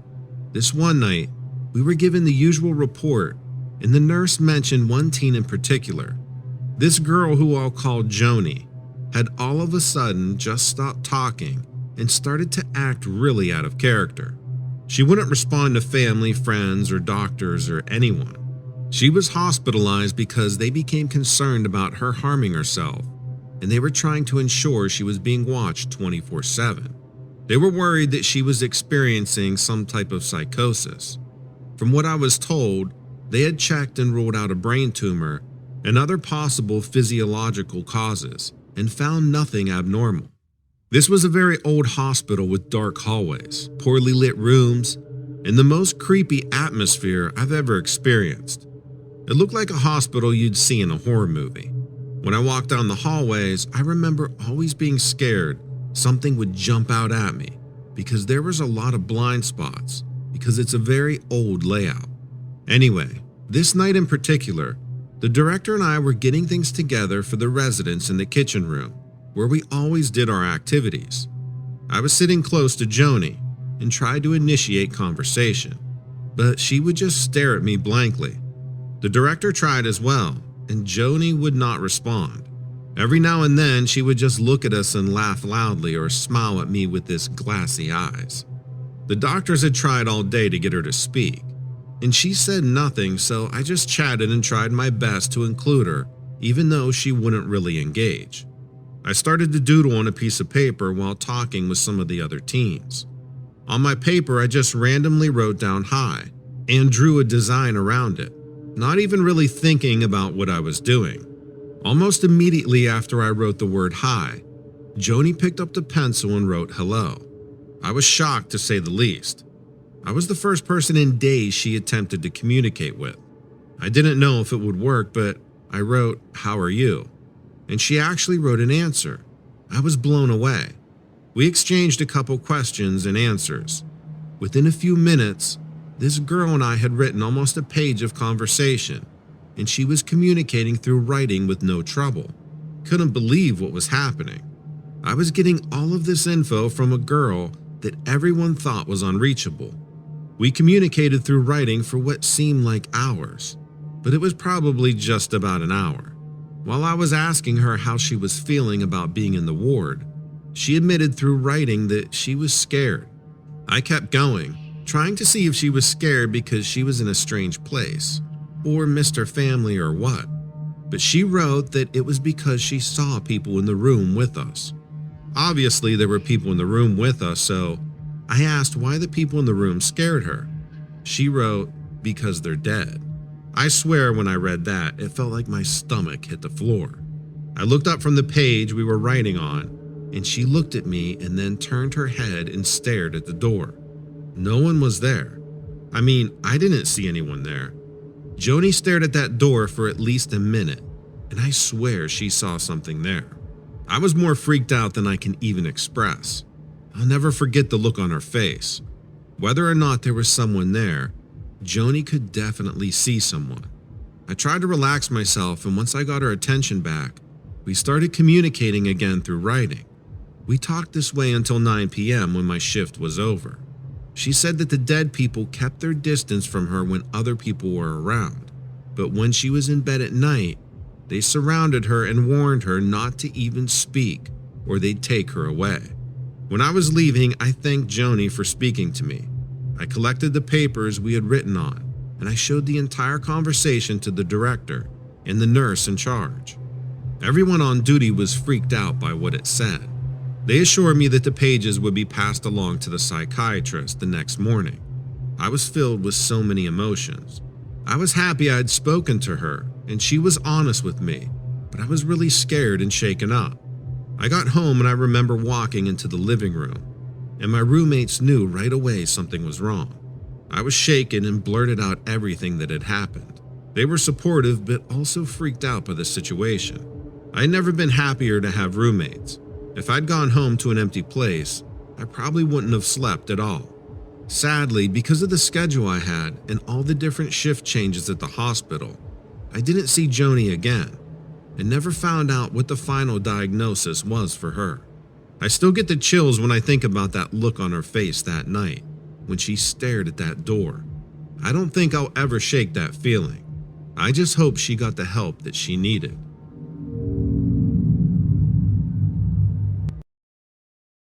When I was a kid, my dad had a hunting cabin in the middle of the woods. It was a tiny and simple one-room shack, really, but it was my favorite place to go in the world. My dad and I would get plenty of one-on-one bonding time, and I would just forget about the rest of the world for a weekend at a time. My dad was an avid hunter, and I would go into the deer stand with him, but I more just enjoyed spending time with him and being out in nature. We had a couple of ATVs that we would bring and drive around for fun sometimes. They didn't go very fast, but it was a fun way to explore the woods and get some wind in your hair, especially as a kid. One day I was relaxing outside, and I heard this awful roaring sound. I figured it might be a wounded animal and got on my ATV to go investigate. I took off in the direction of the sound and ended up going deep into the woods. I turned my engine off and tried to be as quiet as possible and listened for the sound again. The forest was quieter than I've ever heard it before. Usually you could hear all kinds of insects and all the sounds from wildlife around there, but right then, it was weirdly quiet. I listened for a while and then I figured it must have died. I turned on the ATV and started making my way back up to the house when I heard the roaring again. But this time, it was way louder. It was coming from right behind me. The sound was the worst thing I've ever heard. It was this ferocious roar, but it sounded like a wolf's howling too, like a combination of a lion and a wolf, with a little bit of a demonic growl. It absolutely freaked me out. I just wanted to get out of there, but I was frozen with fear. I slowly looked behind me, and there was nothing there. I debated what I should do. Either I get out of there and go to the cabin for safety, or I get a look at what we're dealing with so my dad can shoot it and get rid of it. My curiosity got the best of me, and I headed toward the sound. I heard this awful clicking, bleeding sound, and I flashed my headlights on to see what it was. Standing on its hind legs in front of me was this giant, furry humanoid creature with what looked like huge goat horns on its head. This thing must have been about 6 or 7 feet tall. It had this thick hair all over its muscular body, and it had these creepy wide blue eyes, and it was staring right at me. Suddenly, it let out this terrifying roar and charged right at me. I took off on the ATV, and I could hear it running and grunting and clicking behind me. I was able to get to a part of the woods I was pretty familiar with and started driving as unpredictably as I could while heading back to the cabin. I finally got back to the cabin. I sprinted inside and slammed the door and locked it behind me. My dad asked me what was the matter. I told him that I heard these crazy sounds and then I went to investigate. I told him that I saw this giant goat man and it tried to kill me.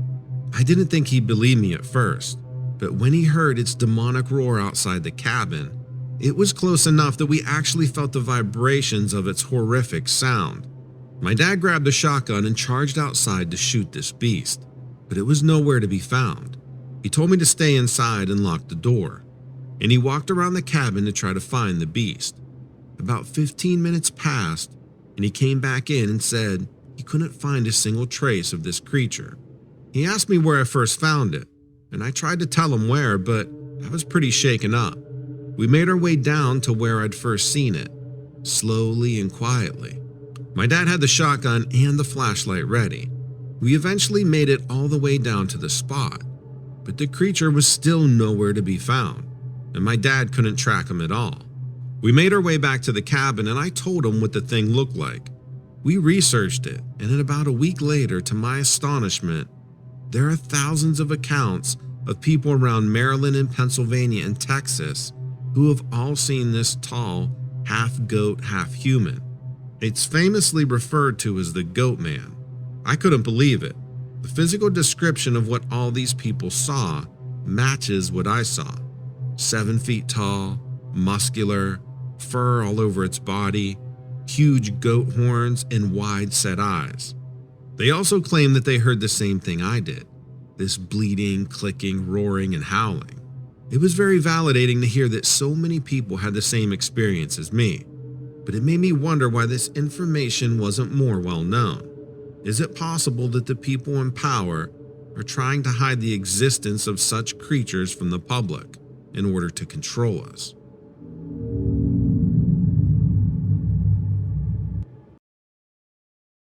I'm writing from a small town in Louisiana. It's to the southeast of New Orleans, about 45 minutes, and we have a lot of bayous out there. A bayou is kind of swamp-like. The water moves slowly and it can be marshy or lake-like, but it's never really deep. A lot of people out this way go into bayous to fish or to hunt, and I grew up in a family that did the same.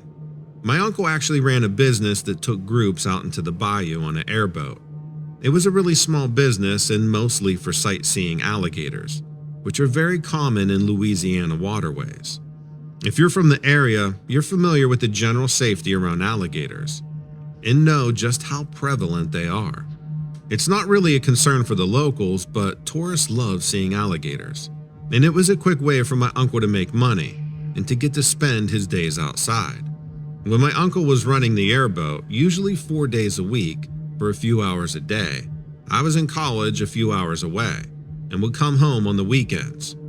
I liked college, but it was draining for me to be in a bigger city and more populated area too, so it was nice to come home and relax a little. Plus, the food was a lot better. On one of my visits home, we had a fried chicken dinner to celebrate midterms being over. My younger brother, who was going off to college the next year, was stirring up a lot of trouble and making everybody laugh. Some of my little cousins were there too, but my Aunt Cheryl said my uncle was taking out the last boat of tourists for the day. It was maybe a little after noon at this point, so we were all helping getting dinner ready, shucking corn and mixing the batter, all that kind of stuff, or watching football and hanging out. I thought it'd just be another weekend at home, but about 45 minutes later, my uncle showed up looking really distressed. Now, my uncle is a pretty fun-loving guy. He's always got a joke in his back pocket, and he loves to wrestle and mess around. He's great with his kids and just kids in general. But when he stepped into my parents' house, he was out of breath and looked strained, like his face was a purple-red color. My first thought was that there was something wrong with him. My grandma and aunt had him sit down and were fussing around him. My brother and I both noticed what was going on, so we popped into the kitchen from watching football and hung out around the back, trying to pick up what was going on. He drank an entire glass of Coke, and the sugar seemed to help him. When he loosened up a little and everyone was going back to their work, he finally admitted he had seen something strange in the bayou. Not just him, but 5 tourists he had on the airboat too. He was giving the usual tour when he saw a ripple of water down a side waterway that looked like a decent-sized alligator breaking the surface. That waterway was narrow and not on his usual route, but he decided to head down there anyway due to the possibility of seeing a big gator. They'd mostly seen young adults, the teenagers of the gator world who are long and thin. So he had maneuvered the airboat carefully down that channel and had everyone keep an eye out for a bigger gator, probably hanging around the surface or the shore areas. I interrupted him and asked him how far out he was, and he said it was maybe 20 minutes from his dock. He was on a roll now, vomiting the whole story out, and revealed out a younger kid in the group, maybe 10 or 12. He called out and pointed. My uncle cut the engine and they drifted back while he looked. He obviously has a great eye for gators and saw what the kid was pointing out, but it looked wrong to him. First of all, the scales were a darker blue-green color than a gator's and less raised and ridged. They weren't smooth, but close to it. The thing they were looking at was up under a bald cypress with a fair amount of moss hanging off the lower broken branches, so it wasn't immediately clear. As they drifted by a few feet, the creature was about 8 or 10 feet away from them. My uncle got a clear look and started the engine back up right away. What he saw wasn't an alligator, but what looked like a lizard man rising half out of the bayou.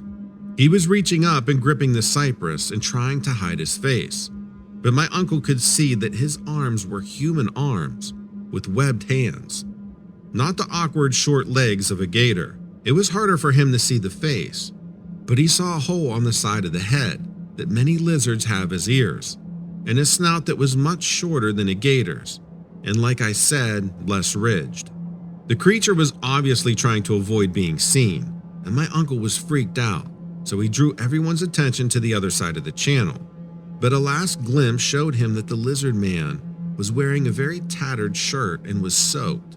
He figured a different way back to his dock so they wouldn't have to pass that area.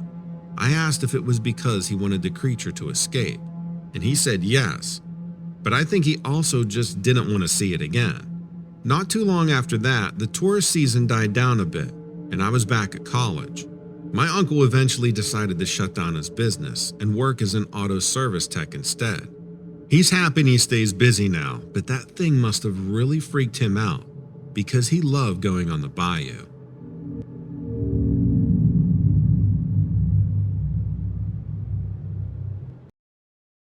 have a story to tell, but it could potentially get me into some trouble. So I'm gonna leave out any clearly identifying details in the hopes it stays anonymous enough that there won't be any blowback. What I will say is this. Many years ago, I worked as a detective for the state police in a state where there are several Native American reservations. Often, we would get called to assist the reservation police on cases that were too complicated for them to solve with their limited resources. As with most things on the reservation, their police forces are often underfunded and limited staffed. This particular case was what appeared to be a homicide. A guy from the reservation, one that none of the neighbors particularly liked, was found evidently beaten to death out in the middle of an otherwise empty field. He was wearing sweats and a t-shirt, no shoes, and looked like he had been pulled right off the couch, except for the fact that the bottoms of his feet were so worn out. He had been running for a long time before whatever happened out there happened. That was the only strange thing about this case, though.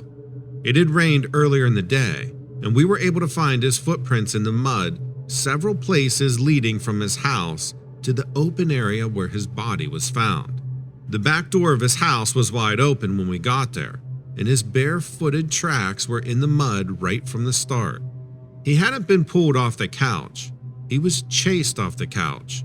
Only, there was only one set of human footprints. I repeat, only one human set of tracks. At several points along the way, we also found what appeared to be large deer tracks running alongside his. When I say large deer tracks, I don't mean large like an elk. I mean large like a human-sized foot, but hooved like a deer. These tracks were also in the front yard though.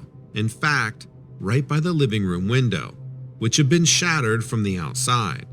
The general consensus among most of the investigators was that someone had come to settle a score with him, and since it was close to Halloween, the assumption was that they had been wearing some kind of costume to freak him out. It was his brother who told me there was another explanation, but once you hear it, you'll understand why I never bothered to present it to my coworkers as a possibility. It's absolutely crazy sounding, but my personal belief is that it is true. You see, this guy had been poaching for as long as he had been old enough to hold a gun. He didn't have a lot of respect for wildlife or game laws and used some pretty unethical hunting practices, like baiting and spotlighting deer while out on his hunts. He told his brother that one night he was out trying to bait a buck in when he came face to face with a Wendigo, but somehow managed to escape. The problem with escaping a Wendigo, though, is that according to folklore, you never really do. Once a Wendigo has set its sights on you, it doesn't give up. This guy had about made himself crazy over the last few months, telling his brother about how this Wendigo was following him around. He quit his job over it when the thing kept showing up at work.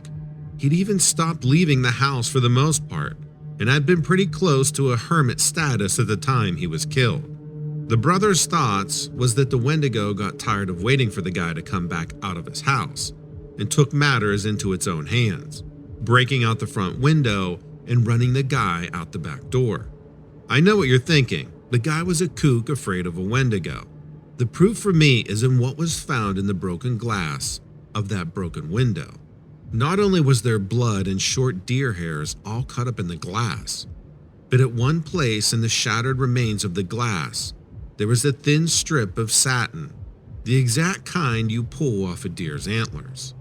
This guy messed around poaching animals under unfair and horrifying circumstances, and in the end, he got exactly what he deserved in return.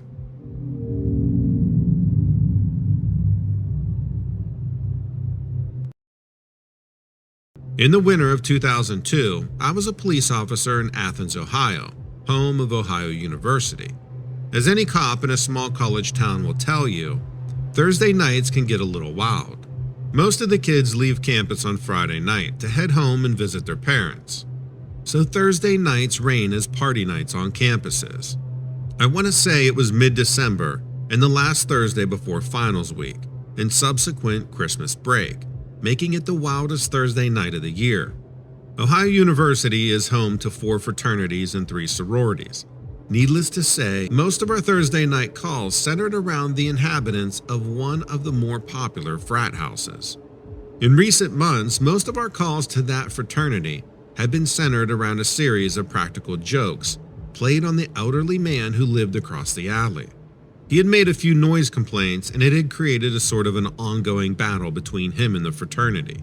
I personally had been called out at least a half dozen times to deal with these issues, and I can't even begin to guess how many other officers had been sent to deal with the same stuff on their shifts. The old guy's name was Eugene, and it would be unfair of me to make him out as some sweet, innocent man, fallen victim to the immaturity of boys that lived in the frat house. Eugene was a troublemaker too, and had a rap sheet as long as my arm from a lifetime of petty crime, and he certainly got his own blows in during the dispute. Between the fraternity poisoning Eugene's garden with Roundup and Eugene hitting the back windows of their house with a pellet gun, there were at least a dozen other instances of back and forth jabs that had turned from humorous to downright uncivil over time. A few weeks before the night in question, though, the battle came to an abrupt end when Eugene suffered a heart attack and died watching a football game at his sister's house. The whole street had been quiet since he left, and somewhat ironically, the fraternity had held off their partying for a few weeks out of respect for Eugene. It seemed like a worthless gesture, since what he really would have liked was for the partying to let up while he was alive. But myself and the other officers appreciated a few weeks of quiet patrols. I knew they wouldn't skip the Friday before finals though, so I was ready to handle some more complaints when I checked into work that night. It wasn't long before I got the first call out to the fraternity. Not by a neighbor reporting noise though. This call from the boys at the frat house themselves. When I got there, they told me they'd been setting up for a party, and someone had stolen a keg off the back porch. I chalked it up to a college prank, and told them the keg would likely resurface later or at another frat party. They weren't happy with me, but they couldn't argue. They knew by now how these things worked.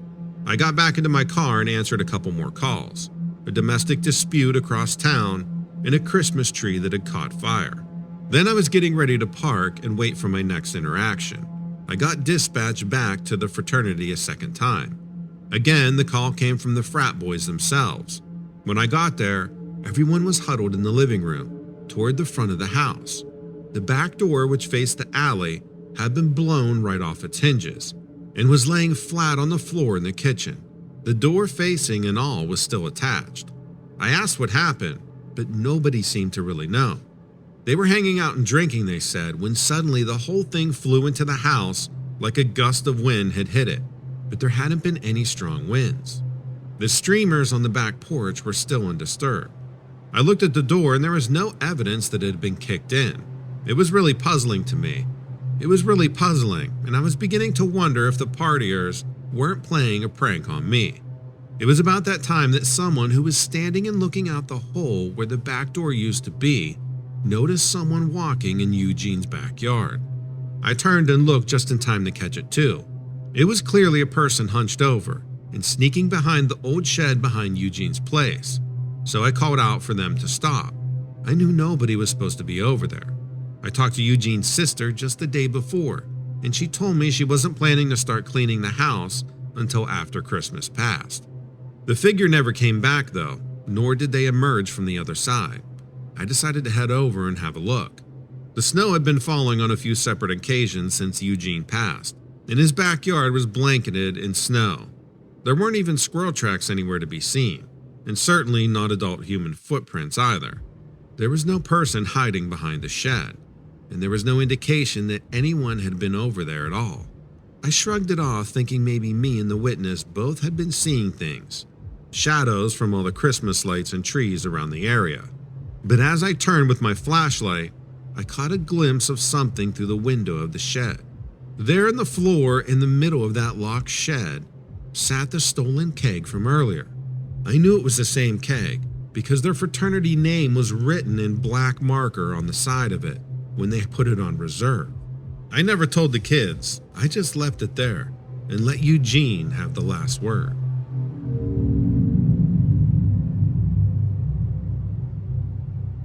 Hi Donovan, I've really been loving your channel. I always thought there were crazy things happening behind the scenes of normal life, and I love that so many people are willing to contribute here. When I was in college in the Washington, D.C. area, I worked part-time at a country club. It was nice to have extra cash, but I also got golfing privileges with the job.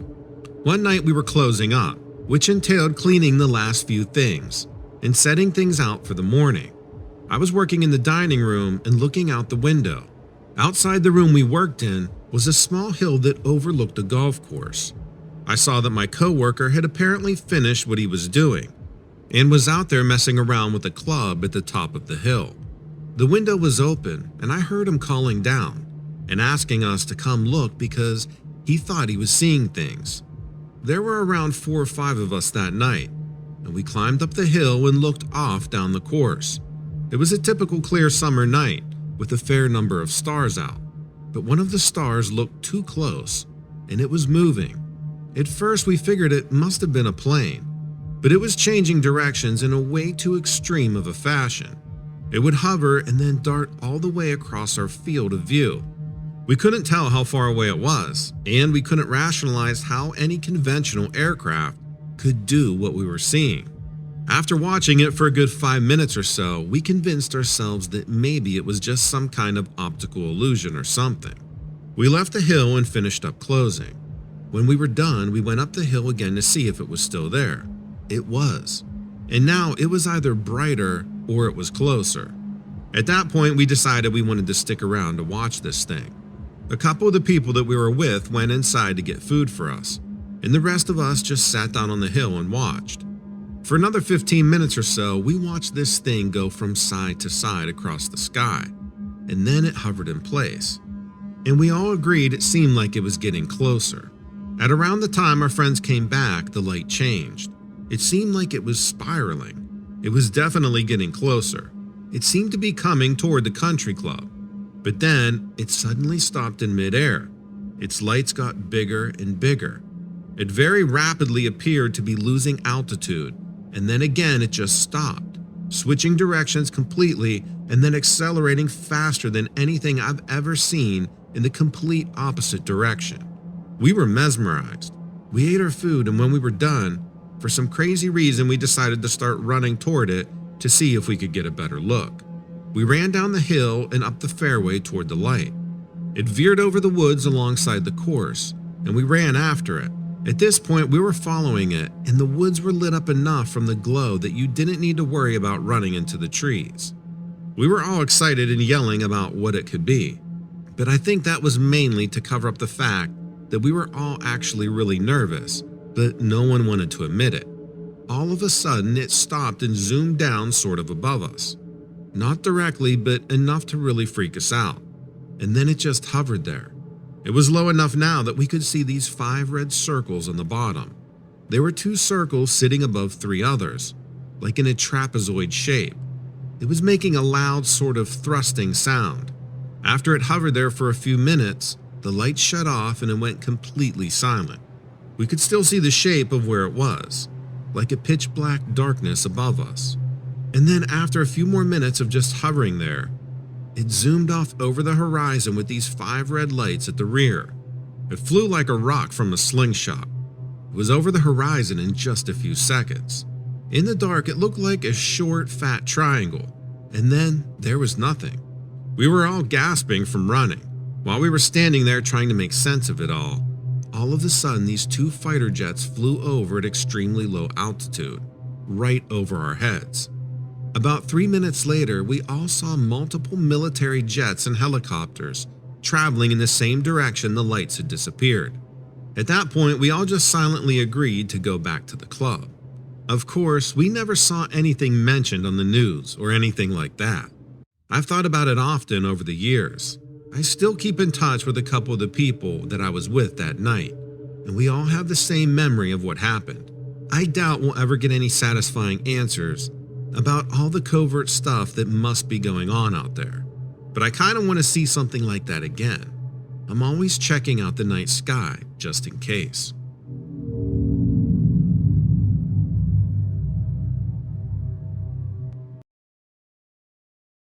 I saw something out in Buzzards Bay in Massachusetts that really freaked me out. My buddy and I were out fishing there last Sunday, and we saw something break the surface about 20 feet away from us. He said dolphin. I said, nah, it's a whale. But then it got closer and we got another look. It was a weird blue-green color, and when it rose up a little, it looked like it had a hump on its back. But it was shimmery, and not the color of a whale or a dolphin, a brighter color, like those fancy tropical fish you can buy. So we were thinking that it was some sort of floating trash that was reflecting the light. I don't know, just bobbing up from the current or something. But the weird thing was, it kept getting closer to us, way faster than the current would bring it. Then it stopped. It disappeared for a few minutes, and I was guessing that it had sunk. A few minutes later, we're just chilling, kicking back with our rods, and the strangest thing started happening. The water began to swirl around us, maybe in a 15-foot perimeter with us in the middle.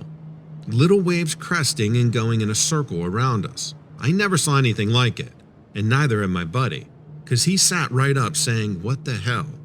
At first I laughed because he's this big guy and he looked a little nervous, while I was thinking there had to be a rational explanation, like we were caught in a school of blue fish or something.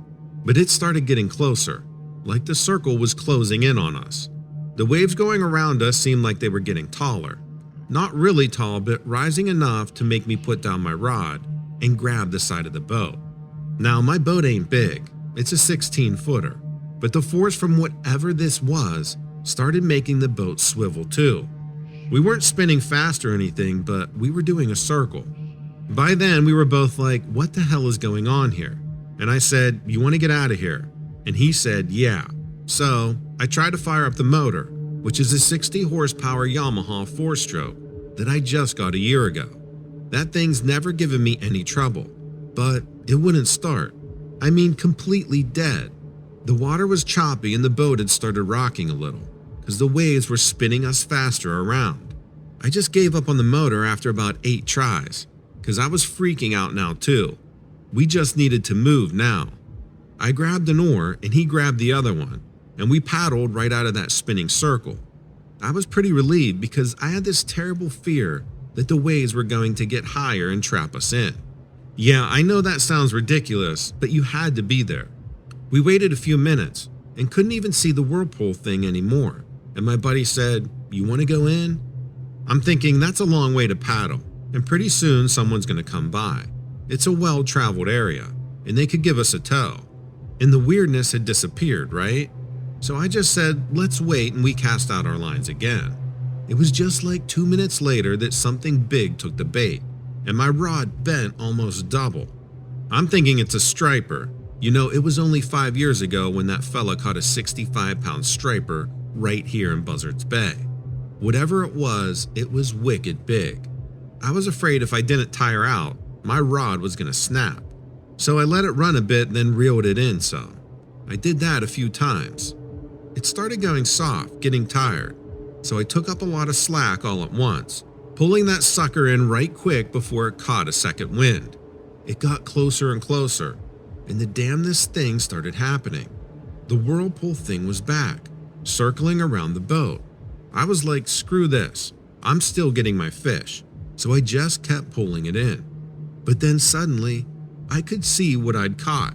I saw it through the water about 6 feet down. It was no damn fish.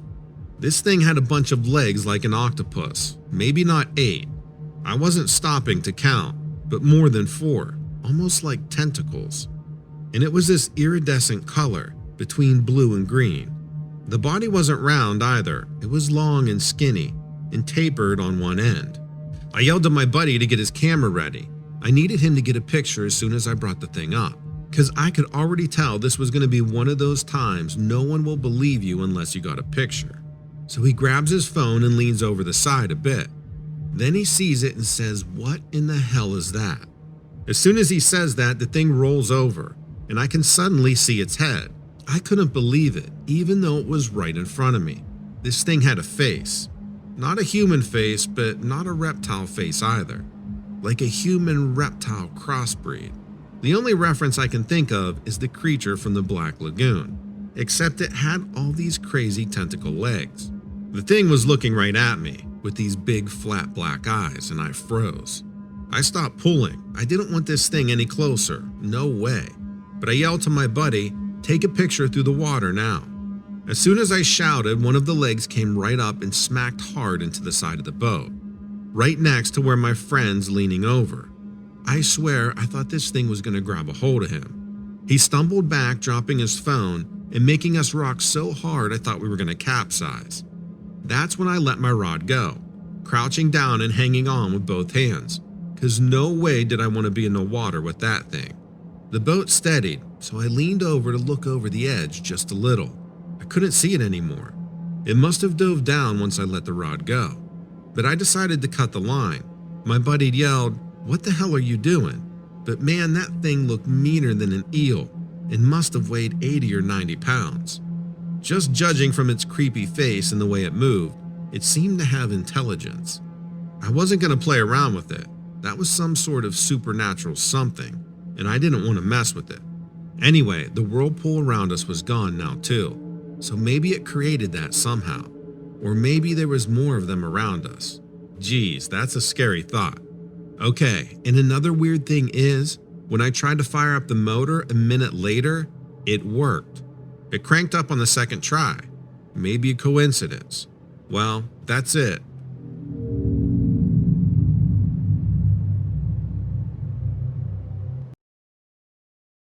When I started attending college in Boston, I spent my freshman year in the dorms. It was a valuable experience overall, but it just wasn't for me.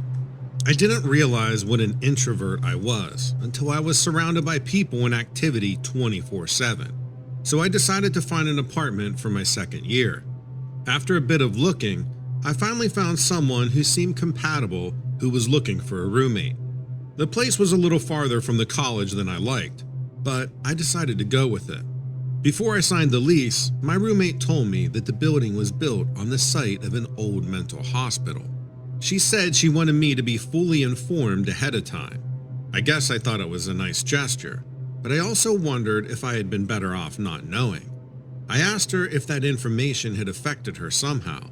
She said not really, but sometimes she got strange feelings when going in and out of the building, and that she'd also heard some weird sounds on occasion. I didn't really believe in all of that stuff. I was just happy to be out of the crazy party atmosphere at the dorm. Too many freshmen apparently had been overprotected in high school and were going crazy without their parents around. Anyway, there were a few other students living in the building, so we got a group together for carpooling back and forth to school.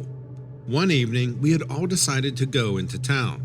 Two of us were waiting in the lobby for the rest of the group to get downstairs. I was just standing there looking around the lobby, as I never really stopped there much before, and I noticed that there was this closet near the front door, and it was a bit open. I mean, I assumed it was a closet door. It wasn't labeled or anything, and I'd never seen it open. Anyway, I went over to take a peek inside, and it was open. Turns out, it wasn't a closet, it was a stairway. I called to my friend who was waiting with me. We looked down into the darkness, but there was no light switch at the top to turn on. We then looked at each other and said, "What the hell?" And we both headed down the stairs. We walked down slowly, me going first, feeling along the wall the entire way down. Eventually, I felt a light switch at the bottom, which I flipped on. Part of me didn't expect it to work, but I was pleasantly surprised when it did. We stopped and looked straight ahead, both of us looking into what looked like the entrance to a tunnel. That really surprised us, but then we heard others upstairs in the lobby and agreed that we didn't have time to check it out right then. We went back up the stairs and found the others waiting there. We had told them about the stairway, and everyone agreed that we should check it out when we got back. So we headed out and spent a few hours eating and talking about school. Then we decided to head back home. When we got back, we all agreed we still wanted to check out the tunnel. So all 5 of us went down there together to explore. We followed the tunnel for quite a while, and then we came out into what looked like a hospital room, but like a really old one, not modern at all. There were hospital beds and bedpans and a variety of hospital equipment, but really old style stuff, like metal and no plastic anywhere. We found a closet full of straitjackets. In fact, we only knew what they were from seeing them in movies. It was all very strange, but in addition, there was also something out of place. And then it dawned on me. Even though the instruments were old, a lot of them were laid out on trays and looked really clean, like someone was getting ready to use them. And on one of the counters, I found an old note saying, "Give 300 milligrams if any problems." I wasn't sure what it was, but I was thinking 300 milligrams could be a lot depending on what it was. There were all these old wheelchairs lined up along the walls, and there was a bicycle down there, but it didn't look that old. We wandered around not knowing what to think of it all, sort of in total surprise and taking it all in. There were a lot of rooms. It sort of seemed abandoned, and yet the electricity worked in all the rooms. Finally, we got to a far room. When we opened the door, it smelled terrible. My friend reached around and flicked on the light, and instantly we noticed what looked like huge paw prints on the wall. I don't know anything about animal tracks, but these things were too big to belong to anything average sized. There was an examination table in there, and there was blood on the walls. The room really freaked me out. I was imagining something trying to escape from the exam room, like there had been a fight and that caused the handprints on the walls. I think what really freaked me out is the smell kind of seemed fresh. Then I heard one of my friends shouting. I ran toward his voice. He had gone all the way down to the far end of the hallway and had reached a place where the tunnel resumed. I heard this loud growling coming from where he was, and as I approached him, I could see a gate with iron bars closing off the tunnel. Looking further, I could see that some kind of beast was behind the gate. It started howling and snarling and throwing itself against the bars. It looked incredibly angry. It was trying to break down the gate. Its teeth were incredible. I swear it had a double row of teeth and these horrible fangs. It was standing upright, and it was massively hairy, but I couldn't even figure out what it was. If it was an animal or a demon or even a mutant human. It had a short snout and a big humped back. It had to be over 6 feet tall, but not much more. And the smell was unbearable now that we were closer, like rotting meat. We stared at each other, none of us saying much, just breathing heavily, and finally I yelled, "Let's get the hell out of here." We ran back towards the stairs in the lobby, back past all the rooms and back through the tunnel until we finally reached the stairway. We stopped there and all I could say was, "What in the hell was that?" My roommate was like, "What are we gonna do?" We ended up back in our apartment and thought about who to call. At this hour, we figured only the police would respond, so we ended up calling them. When they arrived, 2 officers headed down the stairway and were gone for at least 20 or more minutes. All we could hear down there was them calling out hello, but nothing else. Eventually, they both came back up looking like they had seen a ghost. Then, they taped everything off and took all of our contact information, all 5 of us.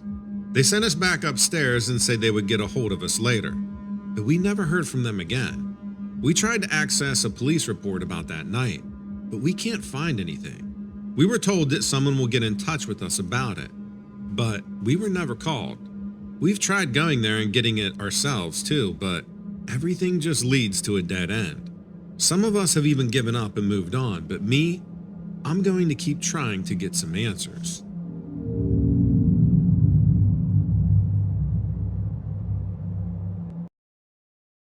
Hi Donovan, this story took place when I was about 16. It was 2009 in South Carolina, a little early in the morning before the sun came up. Every morning I would take our dog out to his runner before I left for school, so he could have some time outside. My mom was home that day, so she was able to watch him while he was out there.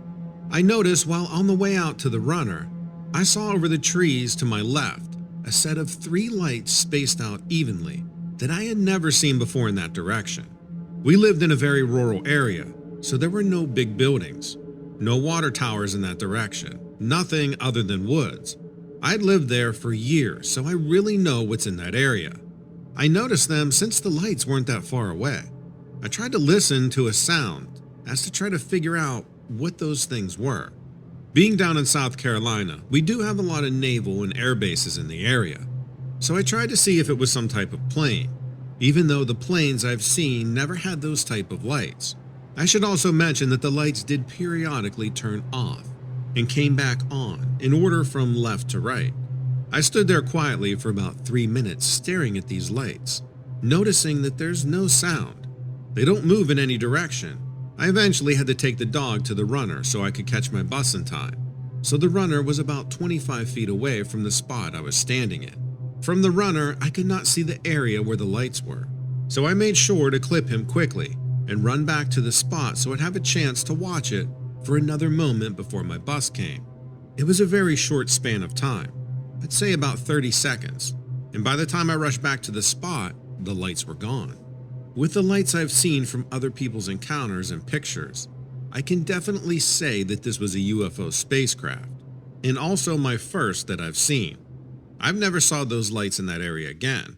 I did mention it to my mother since she and I always believed in things that weren't believed by many others. She never mentioned that she saw anything like that, but at least if she ever saw them, she would know that she's not the only one. Looking back now, even though it was early morning, I heard no birds or wildlife in the area. My dog was noticing my behavior, but I feel he also sensed something was not quite right. Thank you for telling our stories, Donovan. Be safe and take care.